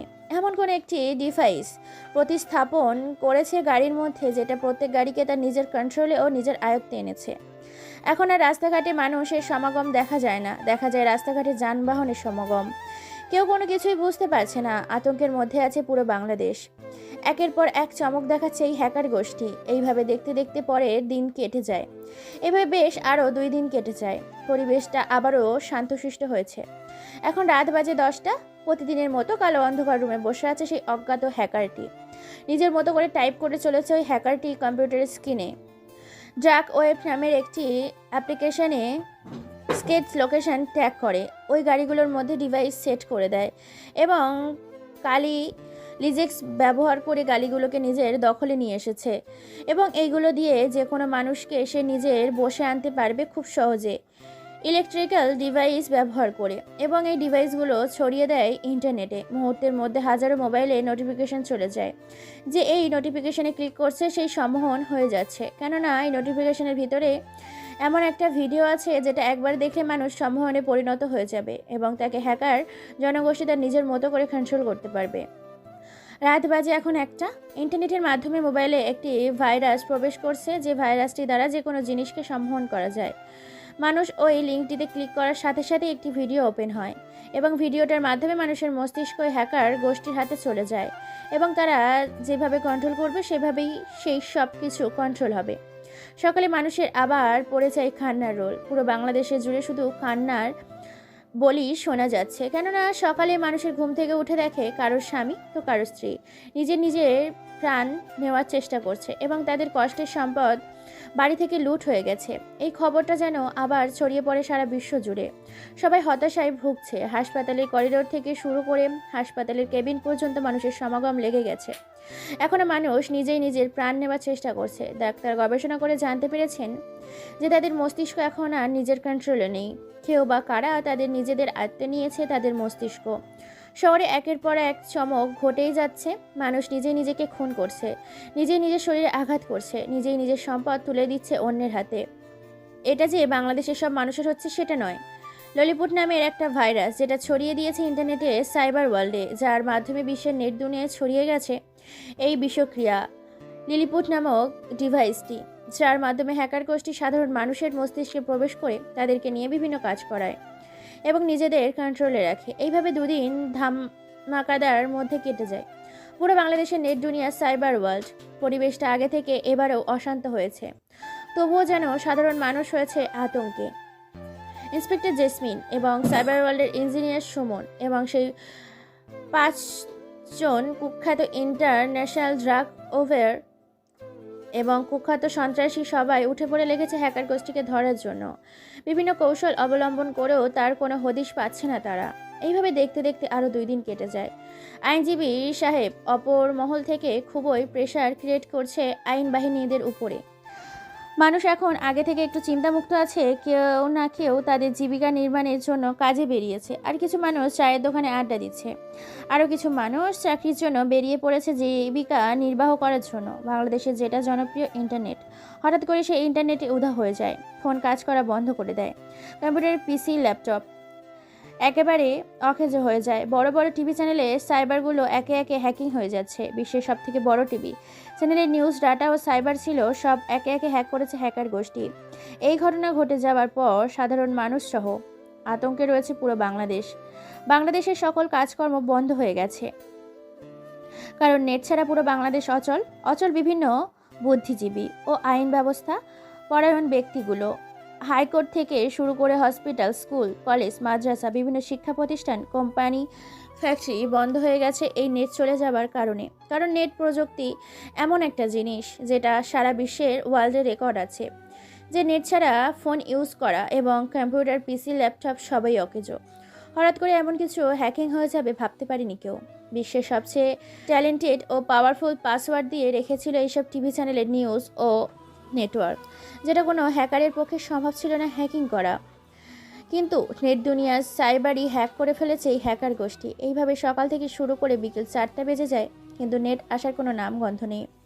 দেশের কোটি কোটি টাকা লস হচ্ছে বলে জানাচ্ছে সরকার। বাংলাদেশের হ্যাকাররাও খেপে গেছে এই হ্যাকারের ওপর। সবাই উঠে পড়ে লেগেছে হ্যাকিং গোষ্ঠীকে ধ্বংস করার পেছনে, কিন্তু তবুও কোনো কিছু মেলাতে পারছে না এই হ্যাকার গোষ্ঠীর সাথে। ওই হ্যাকার গোষ্ঠীর সাথে টক্কর বা তার অবস্থান ত্যাগ করতে যাচ্ছে, অথবা তার সাইবারের ভেতর প্রবেশ করছে, তারই হ্যাকিং হয়ে যাচ্ছে বিভিন্ন আইডি, বিভিন্ন ওয়েবসাইট, এবং ফাঁস হয়ে যাচ্ছে তার গোপন তথ্য। হারিয়ে ফেলেছে সে তার পুরো নেট দুনিয়ার সাইবার। তাই এখনও হ্যাকার তার সাথে পেরে উঠছে না, বা কেউ এগিয়ে যাচ্ছে না নিজেদের সাইবার বাঁচানোর ভয়ে। এইভাবে দেখতে দেখতে 4টা বেজে 5টা বেজে যায়, তবুও নেট আসে না। বিকেল পেরিয়ে সন্ধ্যা হয়, মানুষের হাহাকার শুরু হয়ে গেছে চারিদিকে। আগে তো শুধু যে লিঙ্কে ক্লিক করতো তারই বিপদে পড়তো, কিন্তু এখন পুরো বাংলাদেশে বিপদের মুখে পড়ে আছে হুমকির মুখে। এইভাবে দেখতে দেখতে রাত 8টা বেজে যায়। মানুষ খাওয়া দাওয়া করে যখন ফ্যামিলির সাথে বিশেষ আলাপ আলোচনা করতে যাবে, ঠিক তখন নিজে থেকে বিভিন্ন টিভি, মোবাইল, পিসি, ল্যাপটপ, ইন্টারনেট চলে এমন যাবতীয় সাইবার ওয়ার্ল্ডে নিজে থেকেই ওপেন হয়ে যায়, এবং পর্দার ওপাশ থেকে সেই হ্যাকার গোষ্ঠীর মধ্যে থেকে টপ হ্যাকার বলে ওঠে, hello everyone, hello ladies and gentleman. আশা করি পুরো বিশ্ববাসী বাংলাদেশ আতঙ্কে আসো ভয়ে। শুধু সবাই একটাই কথাই ভাবছো, এই হ্যাকারটা। যারা আমায় নিয়ে চিন্তিত, আমি তোমাদেরকে আমার পরিচয়টা দিতে চলে এলাম। আমি হলাম হ্যাকার গোষ্ঠীর টপ হ্যাকার কিং। তো একে একে আমি আমার ট্যালেন্ট ও পাওয়ার দেখিয়ে দিয়েছি এই বিশ্ববাসীকে। তোমাদের জন্য রয়েছে এটি শেষ চমক। এই চমকটি হবে না কোনো হ্যাকিং, হবে না কোনো সাইবার হ্যাক, হবে না কোনো ইন্টারনেট হ্যাক, আর হবে না কোনো টিভি চ্যানেলের নিউজ। তোমাদের জন্য যেটা সর্বশেষ আতঙ্ক অপেক্ষা করছে, সেটা হলো মৃত্যু। আরে বাংলাদেশি বিশ্ববাসী, তোমাদের মৃত্যু না, মৃত্যুটা হচ্ছে আইন বাহিনীর কোনো এক ব্যক্তির, যার জন্য তোমরা হুমকির মুখে ছিলে, বিপদের মুখে ছিলে। তার মৃত্যু হতে চলেছে আজকের রাতে। সো বাংলাদেশ আইন বাহিনীকে আমি ওপেন চ্যালেঞ্জ করছি যে রাত 12টার পর থেকে শুরু করবো আমি আমার ট্যালেন্ট ও পাওয়ার। পুরো গোয়েন্দা বিভাগ থেকে শুরু করে পুরো আইন বাহিনী, পারলে খুঁজে বের করো আমাকে, দেখি। কথা দিচ্ছি, ইন্টারনেটের প্রযুক্তির অপব্যবহার করব না আমি। তোমাদের কাছে আছে 24 ঘন্টা, পারলে আটকে দেখাও। Good bye. আমাকে ট্যাগ করার চেষ্টা না করে আমার ক্রাইমগুলোকে ফলো করো, তবেই তোমরা আমাকে ধরতে পারবে। চলি, টাটা, বাই বাই। এই বলে আবারও সবকিছু নিজে থেকেই অফ হয়ে যায়। এটা শুনে আবারও বিপদের মুখে ও হুমকির মুখে আতঙ্কে পড়ে বাংলাদেশ। সাধারণ মানুষ তাদের ফোন ইউজ করা বন্ধ করে দিয়েছে পিসি, ল্যাপটপ, কম্পিউটার এবং ইন্টারনেট প্রযুক্তি দিয়েছে বন্ধ করে। বিভিন্ন সাইবার সংরক্ষণ করে রেখেছে মানুষ। হ্যাকারের এরকম হুমকি শুনে আতঙ্কে রয়েছে বাকি সব হ্যাকার গোষ্ঠীরা। দেখতে দেখতে রাত 8টা বেজে যায়। ফ্যামিলিগতভাবে সবাই আষ্টে পিষ্টে রয়েছে একসাথে। সাইবার ওয়ার্ল্ড এর হ্যাকাররা ও সাইবার আর্মিগুলো, সাথে গোয়েন্দাদের, পুলিশ, র্যাব, সেনাবাহিনী, নৌবাহিনী, প্যারা, কমান্ডো, স্পেশাল ফোর্স, গোপন বাহিনী, সবাই নিজেদের সিকিউরিটি বাড়িয়ে দিয়েছে। সব জায়গাতেই সিসিটিভি ক্যামেরার সাথে পাহারাদার হিসেবে নিয়োগ করে দিয়েছে অসংখ্য আইন বাহিনী অফিসারদের। সবাই একাই কথা বাজছে, হ্যাকার যেহেতু হুমকি দিয়েছে তাই কিছু একটা ঘটবে। দেখতে দেখতে রাত 10টা বেজে যায়। রাস্তা দিয়ে হেঁটে যাচ্ছে গুটি গুটি পায়ে একটি আগন্তুক। তার পরনে আছে সাধারণ জামাকাপড়। দেখতে রোগা পাতলা একটি ছেলে, তবে দেখতে বেশ স্মার্ট। লম্বায় 7 ফুট 6 ইঞ্চি হবে হয়তো, যাকে অধিকাংশ গ্রামের লোক ঠংলুবাবু বলেই ডাকে। হাঁটতে হাঁটতে চলে আসে একটি বাড়ির সামনে। বাড়িটির সামনে প্রায় কয়েকশো আর্মি বাহিনীর মানুষ বাড়িটিকে পাহারা দিচ্ছে। বলতে গেলে তাদের এটা একটা ক্যাম্প। বাড়ির সামনে এতগুলো আর্মি বাহিনী দেখে ছেলেটি বুদ্ধি খাটিয়ে ঝোপের মধ্যে কিছু একটা ছুঁড়ে মারে। কোনো কিছু পড়ার সাথে পুরো আর্মি বাহিনী সেদিকে বন্দুক তাক করে দৌড়ে যায়। ছেলেটি দৌড়ে বাড়ির ভিতরে প্রবেশ করে গুটি গুটি পায়ে সিঁড়ি দিয়ে দোতলার একটা রুমের সামনে গিয়ে দাঁড়ায়। তারপর কিছু একটা যন্ত্র দিয়ে দরজার লকটা খুলে রুমের ভেতর প্রবেশ করে। খাটের উপর শুয়ে আছে একজন ব্যক্তি। পরে তেমন ভারী কোনো জিনিস নেই, শরীরে দেওয়া আছে পাতলা জলের মতো একটি নাইট ড্রেস, যেটা দিয়েই বোঝা যাচ্ছে শরীরের বিভিন্ন অঙ্গভঙ্গি। এটা দেখে ওই আগন্তুক একটা মুচকি হাসি দিয়ে ওই ব্যক্তিটির মাথার সামনে গিয়ে বসে পড়ে। বিছানায় শুয়ে থাকা ব্যক্তিটির কোনো কিছু টের পেয়ে উঠে দাঁড়ায় এবং চারিদিকে মাথা ঘুরিয়ে দেখতে পায় একটি ছেলে তার সামনে বসে আছে। তা দেখে মেয়েটি বলে ওঠে, তুই তুই এখানে কি করছিস? তোকে তো সেই দিন মানা করে দিয়েছি যে তোর চাকরি হবে না। আরে তোর যা শরীর, তাতে কি এই চাকরি তোর পক্ষে করা সম্ভব? তুলির মুখে এরকম কথা শুনে ওই আগন্তুকটি মুচকি হাসতে থাকে। হ্যাঁ, আপনারা ঠিকই ধরেছেন, তুলি নামের মেয়েটি হচ্ছে আর্মি বাহিনীর প্রধান সদস্য, যার দায়িত্ব রয়েছে যোগ্যতা ও সঠিক মানুষকে বিবেক বিবেচনা করে চারিদিকে জয় করার। অতঃপর সে তখন তাকে হাসতে হাসতে বলে ওঠে, আহা ম্যাম, আপনি ভুল করছেন। আজকে আমি চাকরির অ্যাপয়েন্টমেন্ট দিতে আসিনি, এসেছি আপনার সাথে খেলবো বলে। হোয়াট? খেলবে মানে কি? ম্যাম, এত চেতেন কেন? আমি তো আবার মুখে বলি না, প্র্যাকটিক্যালি বুঝাই দেই। তাহলে so start to the game. এই বলে আগন্তুকটি, ও সরি, সে হচ্ছে সেই সাইবার হ্যাকার যাকে সবাই হ্যাকার কিং বলে চেনে। অতঃপর ছেলেটি তুলি নামের মেয়েটিকে খাটে শুয়ে দিয়ে তার উপর শুয়ে পড়ে। তারপর তার নাইট ড্রেসের ভিতর হাত ঢুকিয়ে স্যালাইড করতে থাকে। এটা দেখে তুলি বলে ওঠে, কি করছোটা কি? তোমার এত বড় সাহস, তুমি একজন অন ডিউটি অফিসারের সাথে অসভ্যতামি করছো? এর শাস্তি কি হতে পারে তুমি জানো? জানি বলেই তো আপনার সাথে রাত কাটাতে এসেছি ম্যাম। দেখুন শুধু আপনার সাথে কি কি হয়। এই বলে ছেলেটি তুলির ঠোঁটছোড়া নিজের দখলে নিয়ে নেয়। তুলি চিৎকার করছে, কিন্তু চিৎকার বাইরে যাচ্ছে না, কারণ রুমটা ছিল সাউন্ড প্রুফ। এবার সেই আগন্তুকটি একে একে তুলির পরনে থাকা সব নাইট ড্রেস ছিঁড়ে ফেলে। ওনামাত হয়ে ওঠে তার এরকম বডি দেখে। সারা শরীরে উঠ মাছের মতো করে ভোগ করতে থাকে আর হাসতে হাসতে বলে ওঠে, কি ম্যাম, এখন সহ্য করতে পারছেন না কেন? শুধু চিৎকার করলে হবে? দেখুন এই চিকনা ছেলেটি কি করতে পারে আপনার সাথে। সেদিন যে অপমান করেছিলেন আমি চিকন বলে, আমি আমার স্বপ্নগুলো পূরণ করতে পারিনি আমার পিতার স্বপ্ন পূরণ করতে শুধুমাত্র আপনার জন্য। চিকন বলে সেদিন আপনি আমাকে নিয়ে অনেক হাসাহাসি করেছিলেন না? আজকে দেখুন এই চিকন ছেলেটি কিভাবে আপনাকে ভোগ করে। টুনিক অনেক ভাবার চেষ্টা করছে তার সাথে পেরে ওঠার, কিন্তু পারছে না, কেননা তার হাত পা বেঁধে রেখেছে খাটের সাথে। ছেলেটি তার নিজের ইচ্ছে মতো করে চাহিদা মিটিয়ে নেয়। ছোট্ট করে একটি মেসেজ ইন্সপেক্টর জেসমিনের ফোনে টেক্সট পাঠিয়ে সেখান থেকে আবারও রহস্যময় একটা হাসি দিয়ে ঠিক আগের বারের মতো করেই সেখান থেকে বেরিয়ে যায় বুদ্ধি খাটিয়ে।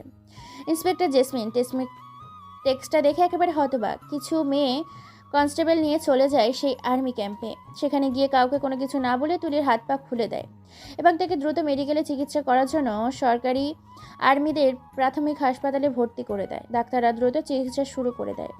ডাক্তার জানায় মেয়েটির অনেক রক্তক্ষরণ হয়েছে, দ্রুত 5 ব্যাগ রক্ত লাগবে। এই কথা শুনে ইন্সপেক্টর জেসমিন আইনজীবী সাহেবকে সবকিছু খুলে বলে। আইনজীবী সাহেব দ্রুত 5 ব্যাগ রক্তের ব্যবস্থা করে দেয় এবং আবার চিকিৎসা শুরু হয়। এইভাবে দেখতে দেখতে রাত পেরিয়ে সকাল হয়ে যায়। এখন সকাল 8টা বাজে। আবারও হঠাৎ করে হ্যাক হয়ে যায় বিভিন্ন টিভি চ্যানেলের টিভি সাইবার। হ্যাকিং করে নেয় ইন্টারনেট দুনিয়ার সাইবার।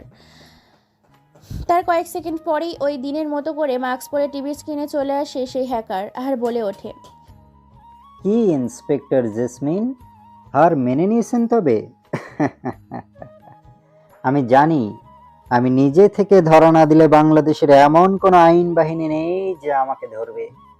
সো দেশে এই 1 মাসে এতগুলো ক্রাইম করেছি যে সাধারণ মানুষ থেকে উচ্চ পদস্থের মানুষগুলোর ভেতরে ভয় ও আতঙ্ক প্রবেশ করেছে। কে এই হ্যাকারটি দেখার জন্য হাজারো মানুষ অপেক্ষা করছে। আর আমিও আমার পাওয়ার দেখিয়ে দিয়েছি। সাইবার ওয়ার্ল্ডের একমাত্র রাজা আমি, যার উপরে নেই কোনো বাদশা। সো আর দেরি করলাম না, কালকে আমি দেখা করছি বাংলাদেশ আইন বাহিনীর সাথে, দেখা হচ্ছে হাজারো মানুষের সাথে। সো কালকে আমাকে যদি আপনারা ধরতে চান তাহলে চলে আসবেন ঠাকুরগাঁও বড় মাঠে। সেখানে আমি আত্মসমর্পণ করব আইনের কাছে। So good bye, tata. সেদিনের মতো করে আবার এইসব কিছু নিয়ে থেকেই বন্ধ হয়ে যায় হ্যাকিং। এই কথা শুনে কারোর মাথায় কিছুই ঢুকছে না, কেউ কোনো কিছুই বুঝতে পারছে না। হঠাৎ করে হ্যাকারের কি হলো যে নিজে থেকেই আত্মসমর্পণ করতে চাচ্ছে আইনের কাছে? সে কি জানে না এইগুলো ক্রাইমিং করার পরে তাকে ফাঁসি ছাড়া আর কোনো কিছুই দেবে না সরকার?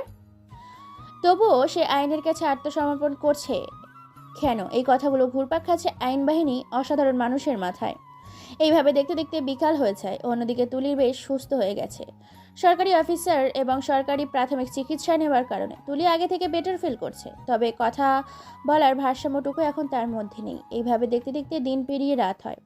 রাতে সবাই ভাবছে কে এই হ্যাকার। হাজারো মানুষ দেখার জন্য এখন থেকেই ভিড় জমিয়েছে ঠাকুরগাঁও বড় মাঠে। সরকারের অনুমতিতে সরকারি সকল অফিসার চারিদিক দিয়ে ঘিরে ফেলে রেখেছে ঠাকুরগাঁওর বড় মাঠটাকে। র্যাব বাহিনী, সেনাবাহিনী, পুলিশ, আর্মি, স্পেশাল বাহিনী, প্যারা কমান্ডো, নৌবাহিনী, গোপন বাহিনী, বিভিন্ন পদের বিভিন্ন আইন বাহিনী এসে পাহারা বসিয়েছে পুরো ঠাকুরগাঁও মাঠে।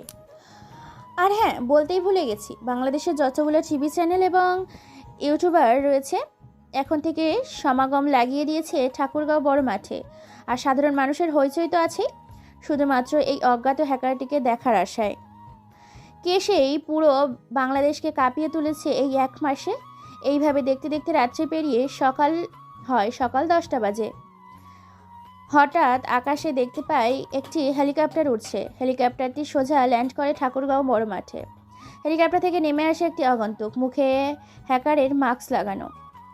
হেলিকপ্টার থেকে কিছুটা সামনে পায়ে হেঁটে আসে দেখতে চিকন চাকন একটা লম্বা, 7 ফুট 2 ইঞ্চি হবে হয়তো। বিভিন্ন ইউটিউবার ও সাংবাদিক, পেস মিডিয়া তাদের ক্যামেরাগুলো ধরে আছে সেই হ্যাকারটির দিকে এবং সাংবাদিক একের পর এক বলে যাচ্ছে তাদের নিজের মতো করে। চারিদিক দিয়ে আইন বাহিনী ঘিরে ফেলে সেই হ্যাকারটিকে। প্রায় 8000 সৈন্যবাহিনী ঘিরে রেখেছে সেই হ্যাকারটিকে। গুটি গুটি পায়ে এগিয়ে আসে ইন্সপেক্টর জেসমিন সহ পুরো বাহিনী। এবার হ্যাকারটি তার মুখের মাস্কটি খুলে ফেলে। ছেলেটি মুখটি দেখার সাথে সাথে হাজার হাজার মানুষ হতবাক, কেননা এই তো সেই ছেলে যে কতই না সাধারণ মানুষের উপকার করেছে। এই সেই ছেলে যে এতদিন একের পর এক ক্রাইম করে চলেছে, একের পর এক সাংবাদিক বলে চলেছে তাদের নিজেদের মতো করে। অতঃপর ইন্সপেক্টর জেসমিন বলে ওঠে, সত্যি তুমি অনেক ট্যালেন্টেড ও পাওয়ারফুল একটি ছেলে। তবে আমি এটা বুঝলাম না যে তুমি নিজে থেকেই ধরাটা কেন দিলে। তুমি তো জানতে তোমার ফাঁসি অবধারিত, কারণ তুমি যতগুলো ক্রাইম করেছো এরপর তোমার ফাঁসি ছাড়া কোনো কিছুই হবে না। ইন্সপেক্টর জেসমিনের মুখে কথা শুনে সেই আগন্তুকটি এবার হাসতে হাসতে বলে ওঠে, হ্যাঁ, আমি জানি যে আমি যা করেছি, ক্রাইম করেছি, সেটা অন্যায় ছিল, যার জন্য আমার ফাঁসিও হতে পারে। কিন্তু সব করতেই আপনারাই বাধ্য করেছেন। আমার নাকি কোনো যোগ্যতা নেই, আমার নাকি কোনো পাওয়ার নেই, নেই কোনো ক্ষমতা। আমি নাকি অকর্মঠ ঢেকি, আমি নাকি নিজেই নিজের রক্ষাটা করতে পারবো না, তো দেশকে রক্ষা করব কিভাবে? তাই নিজের পাওয়ারটা দেখিয়ে দিলাম পুরো বিশ্ববাসীকে। আমি একাই যথেষ্ট পুরো আইন বাহিনীকে নিজের হাতের মুঠোয় রাখার জন্য। ভনিতা না করে এটা বলো তুমি এসব কেন করেছো? ইন্সপেক্টর জেসমিনের কথা শুনে চারিদিকে একবার মাথা উঠিয়ে ভালো করে তাকিয়ে দেখে অনেক অনেক মানুষ, অনেক অনেক সাংবাদিক, প্রেস, মিডিয়া, সেনাবাহিনী, আর্মি বাহিনী, মানে বাংলাদেশের পুরো আইন বাহিনী যেন এখানে উপস্থিত আছে। এটা দেখে ছেলেটি একটা হাসি দিয়ে বলতে শুরু করে, পঞ্চগড় আমার ডিস্ট্রিক্ট, আটোয়ারি উপজেলা, আটোয়ারি থানা বাজার পেরিয়ে কিছুটা পায়ে হেঁটে গেলেই আমার এলাকা। ওই এলাকাতে বাস করতাম আমি ও আমার পরিবার। আমার বাবা একজন আর্মি অফিসার ছিলেন। আমার বাবা সব সময় চাইতেন আমি যেন আর্মি বাহিনীতে যোগদান করি এবং দেশ ও দেশবাসীর সেবা করি। আমিও আমার বাবার কথা মতো নিজেকে সেভাবে প্রস্তুত করছিলাম। হঠাৎ একদিন আমার বাবা যুদ্ধে গিয়ে শহীদ হয়ে যান। মাও এ কথা শুনে স্ট্রোক করে মারা যায়। পরিবারে আমি একা হয়ে পড়ি। বাবার চাকরি ছিল বলে পেনশনের টাকা দিয়ে বেশ ভালোভাবে আমার দিন পার হচ্ছিল। দেখতে দেখতে আমি বড় হয়ে যাই। কম্পিউটার আমার ছিল বলে আমি ইন্টারনেটে দুনিয়া ঘাটাঘাটি করতে বেশ ভালোবাসতাম। এসব করতে করতে হয়ে উঠে একজন কুখ্যাত হ্যাকার। তবে এসবের আমি অপব্যবহার করিনি। দেখতে দেখতে আমার বয়স হয়ে যায়, আর্মি বাহিনীরও সার্কুলার ছাড়া হয়, আমিও সেখানে আবেদন করে চলে যাই। সেখানে যথাযথ আমার সব কিছু নেওয়া হয়ে যায়। যখন আমার মাঠ পাশের প্রথম দিন ছিল, সেদিন আমাকে সেখানকার সবাই অপমান করে।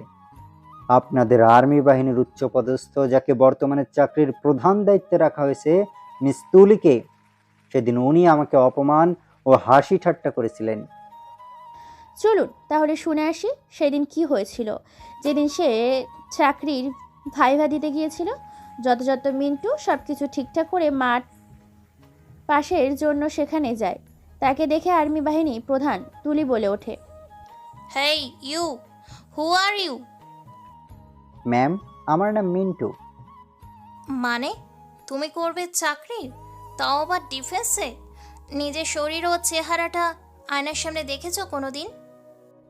কেন ম্যাম, আপনারা কি মানুষকে চেহারা ও শরীর স্বাস্থ্য দেখে চাকরি দেন নাকি? মানুষের বুদ্ধি, বিবেচনা ও মেধা বিচার করে চাকরি দেন না? ও জাস্ট শাট আপ। তুমি করবে চাকরি? শত্রুপক্ষ যদি তোমাকে একটা ধাক্কা মারে, তুমি তো 3.5 গজ দূরে গিয়ে ছিটকে পড়বে। তোমাকে যদি একটা গাড়ির চাকা তোমার উপরে রাখা হয়, তুমি তো চেপটে হয়ে মাটির সাথে মিশে যাবে। নিজেকে আর হাসির পাত্র বানিও না। আমার হাসতে হাসতে পেট ফেটে যাচ্ছে। তাদের এইরকম কথা শুনে সেখানে আর অন্যান্য অফিসাররা হাসতে থাকে মিন্টুকে দেখে। সেখানে কিছু মেয়ে ছিল যারা উপহাস করতে থাকে মিন্টুকে নিয়ে। এরপর সেখান থেকে তাকে তাড়িয়ে দেওয়া হয় চাকরি দিবে না বলে। মিন্টু ওই অপমান সহ্য করতে না পেরে তার পাওয়ার ক্ষমতা দেখানোর জন্য সে সকল অপরাধমূলক কাজ করে।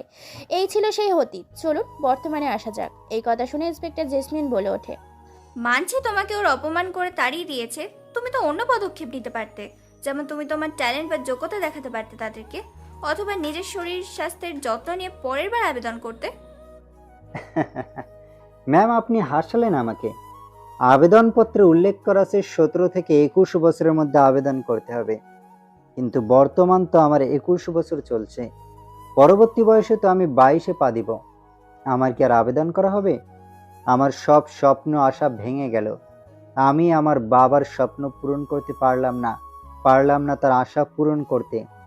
তাই রাগে ও দুঃখে নিজের পাওয়ার ও ক্ষমতা দেখানোর জন্য আমি এসব অপকর্ম কাজ করেছি। সেদিন যদি তারা আমাকে এভাবে অপমান না করে সরাসরিভাবে চাকরি দিত, বা আমাকে অন্যভাবে বুঝিয়ে দিত, আমার ভুলগুলো ধরিয়ে দিত, তাহলে হয়তো আজকে এতগুলো ঘটনা ঘটে যেত না। হাজারো মানুষ তাদের প্রাণ হারাতো না, দেশে এরকম বিশৃঙ্খলা সৃষ্টি হতো না। সবটা আপনাদের দোষ। এখন আমাকে যেটা শাস্তি দেবেন আমি সেটাই মাথা পেতে নেব। সো কোনো আফসোস নেই আমার। তোমার সাথে যেটা হয়েছে সেটা অন্যায় হয়েছে, কিন্তু তুমিও যেটা করেছো সেটা অন্যায় করেছো। নিজের প্রতিভাকে তুমি খারাপ কাজে লাগিয়েছো, এজন্য তোমার ফাঁসিও হতে পারে। তোমাকে আমরা গ্রেফতার করলাম। অতঃপর সৈন্যবাহিনী তাকে গ্রেপ্তার করে নিয়ে আসে জেলখানার ভিতর। এই ছিল ছেলেটির জীবন কাহিনী। এটা শুনে সাধারণ মানুষ নিজেদের ভুল বুঝতে পারে। আসলে কেউ কারো থেকে কম নয়। যেমন হাতের 5টি আঙুল সমান নয়, তেমন পৃথিবীর সবগুলো মানুষ একই রকম নয়। কেউ বৈজ্ঞানিক তো কেউ লেখক, কেউ চাকরিজীবী তো কেউ কৃষক। এটাই বাস্তবতা। তাই আপনাদের উচিত কাউকে কখনো যোগ্যতা নিয়ে গালি দেওয়া বা তাকে নিয়ে হাসি ঠাট্টা করা উচিত নয়, কারণ কার ভিতর কোন প্রতিভা লুকিয়ে আছে সেটা সে ছাড়া কেউ জানে না। কিছুদিন পর তাকে কোর্টে তোলা হয়। কোর্ট রায়ে ঘোষণা করা হয় তাকে 6 মাসের সশ্রম কারাদণ্ডে দণ্ডিত করা হয়েছে। আসলে তার সাথে যা হয়েছে সেটা অন্যায় হয়েছে এবং সে সব সাইবার ওয়ার্ল্ডের একজন ইন্টারনেট দুনিয়ার বাদশা বলে সবাই সম্বোধন জানিয়েছে। তাই তাকে 6 মাসের সশ্রম কারাদণ্ডে দণ্ডিত করা হয়েছে এবং আর্মি সাইবার কমান্ডের প্রধান বুদ্ধিজীবী হিসেবে চাকরিতে নিয়োগ করা হয়েছে। এবং সেনাবাহিনীর প্রধান তুলিকে নির্মমভাবে ধর্ষণ করার কারণে কোর্ট থেকে তাদের বিয়ে দেওয়া হয় এবং তুলি তার ভুল বুঝতে পারে 6 মাস পর। এই 6 মাসে পুরো বাংলাদেশ বদলে গেছে। যেমনই ক্ষয়ক্ষতি হয়েছে তেমনই উন্নতির মুখে দেখেছে হাজারো মানুষ। 6 মাস পর জেল থেকে বের হয়ে চাকরিতে জয়েন করে মিন্টু এবং তুলি ও মিন্টু সুখে দিন কাটাতে থাকে। অতীতের সব কাহিনী ভুলে গিয়ে নিজেদের জীবন বিলিয়ে দিয়েছে দেশের মাটিতে। ভালোবাসার বাড়িয়ে তুলে দেশের মানুষের জন্য। ভালো থাকুক দেশবাসী, সুস্থ থাকুক আমার অডিয়েন্স। আমি শুরুতেই বলেছিলাম গল্পটা কিছু কাল্পনিক এবং গল্পটা কিছু বাস্তবতা জীবন থেকেই নেওয়া। সো আপনাদের কারো উচিত নয় কারো ব্যক্তিগত জীবন নিয়ে কথা বলা। তার কি যোগ্যতা আছে না আছে সেটা সে জানে, আমরা না। তাই আপনাদের কাছে অনুরোধ, তাদেরকে আঙুল তুলে কথা বলার আগে তার সম্বন্ধে ভালো করে জেনে নেবেন, না হলে এই গল্পের মতোই ঘটে যেতে পারে আপনার জীবনেও। এতক্ষণ পাশে থাকার জন্য সবাইকে অসংখ্য ধন্যবাদ। সুস্থ থাকুন, ভালো থাকুন। পরবর্তীতে নতুন একটি গল্প আসতে চলেছে, নামটা সিক্রেট করে রাখলাম, সারপ্রাইজ দিব বলে। নামাজ পড়ুন সবাই, 5 ওয়াক্ত নামাজ পড়ুন, সুস্থ থাকুন, ভালো থাকুন। ধন্যবাদ সবাইকে। আর হ্যাঁ বন্ধুরা, আমাদের সাথে আড্ডা দিতে আমাদের গ্রুপে জয়েন হয়ে যাও, অথবা ডেসক্রিপশন বক্সে আমাদের ফোন নাম্বার দেওয়া থাকবে, সেখান থেকে আমাদের সাথে যোগাযোগ করতে পারো। ধন্যবাদ সবাইকে। নামাজ পড়ুন সবাই, 5 ওয়াক্ত নামাজ পড়ুন, সুস্থ থাকুন, ভালো থাকুন। ধন্যবাদ সবাইকে।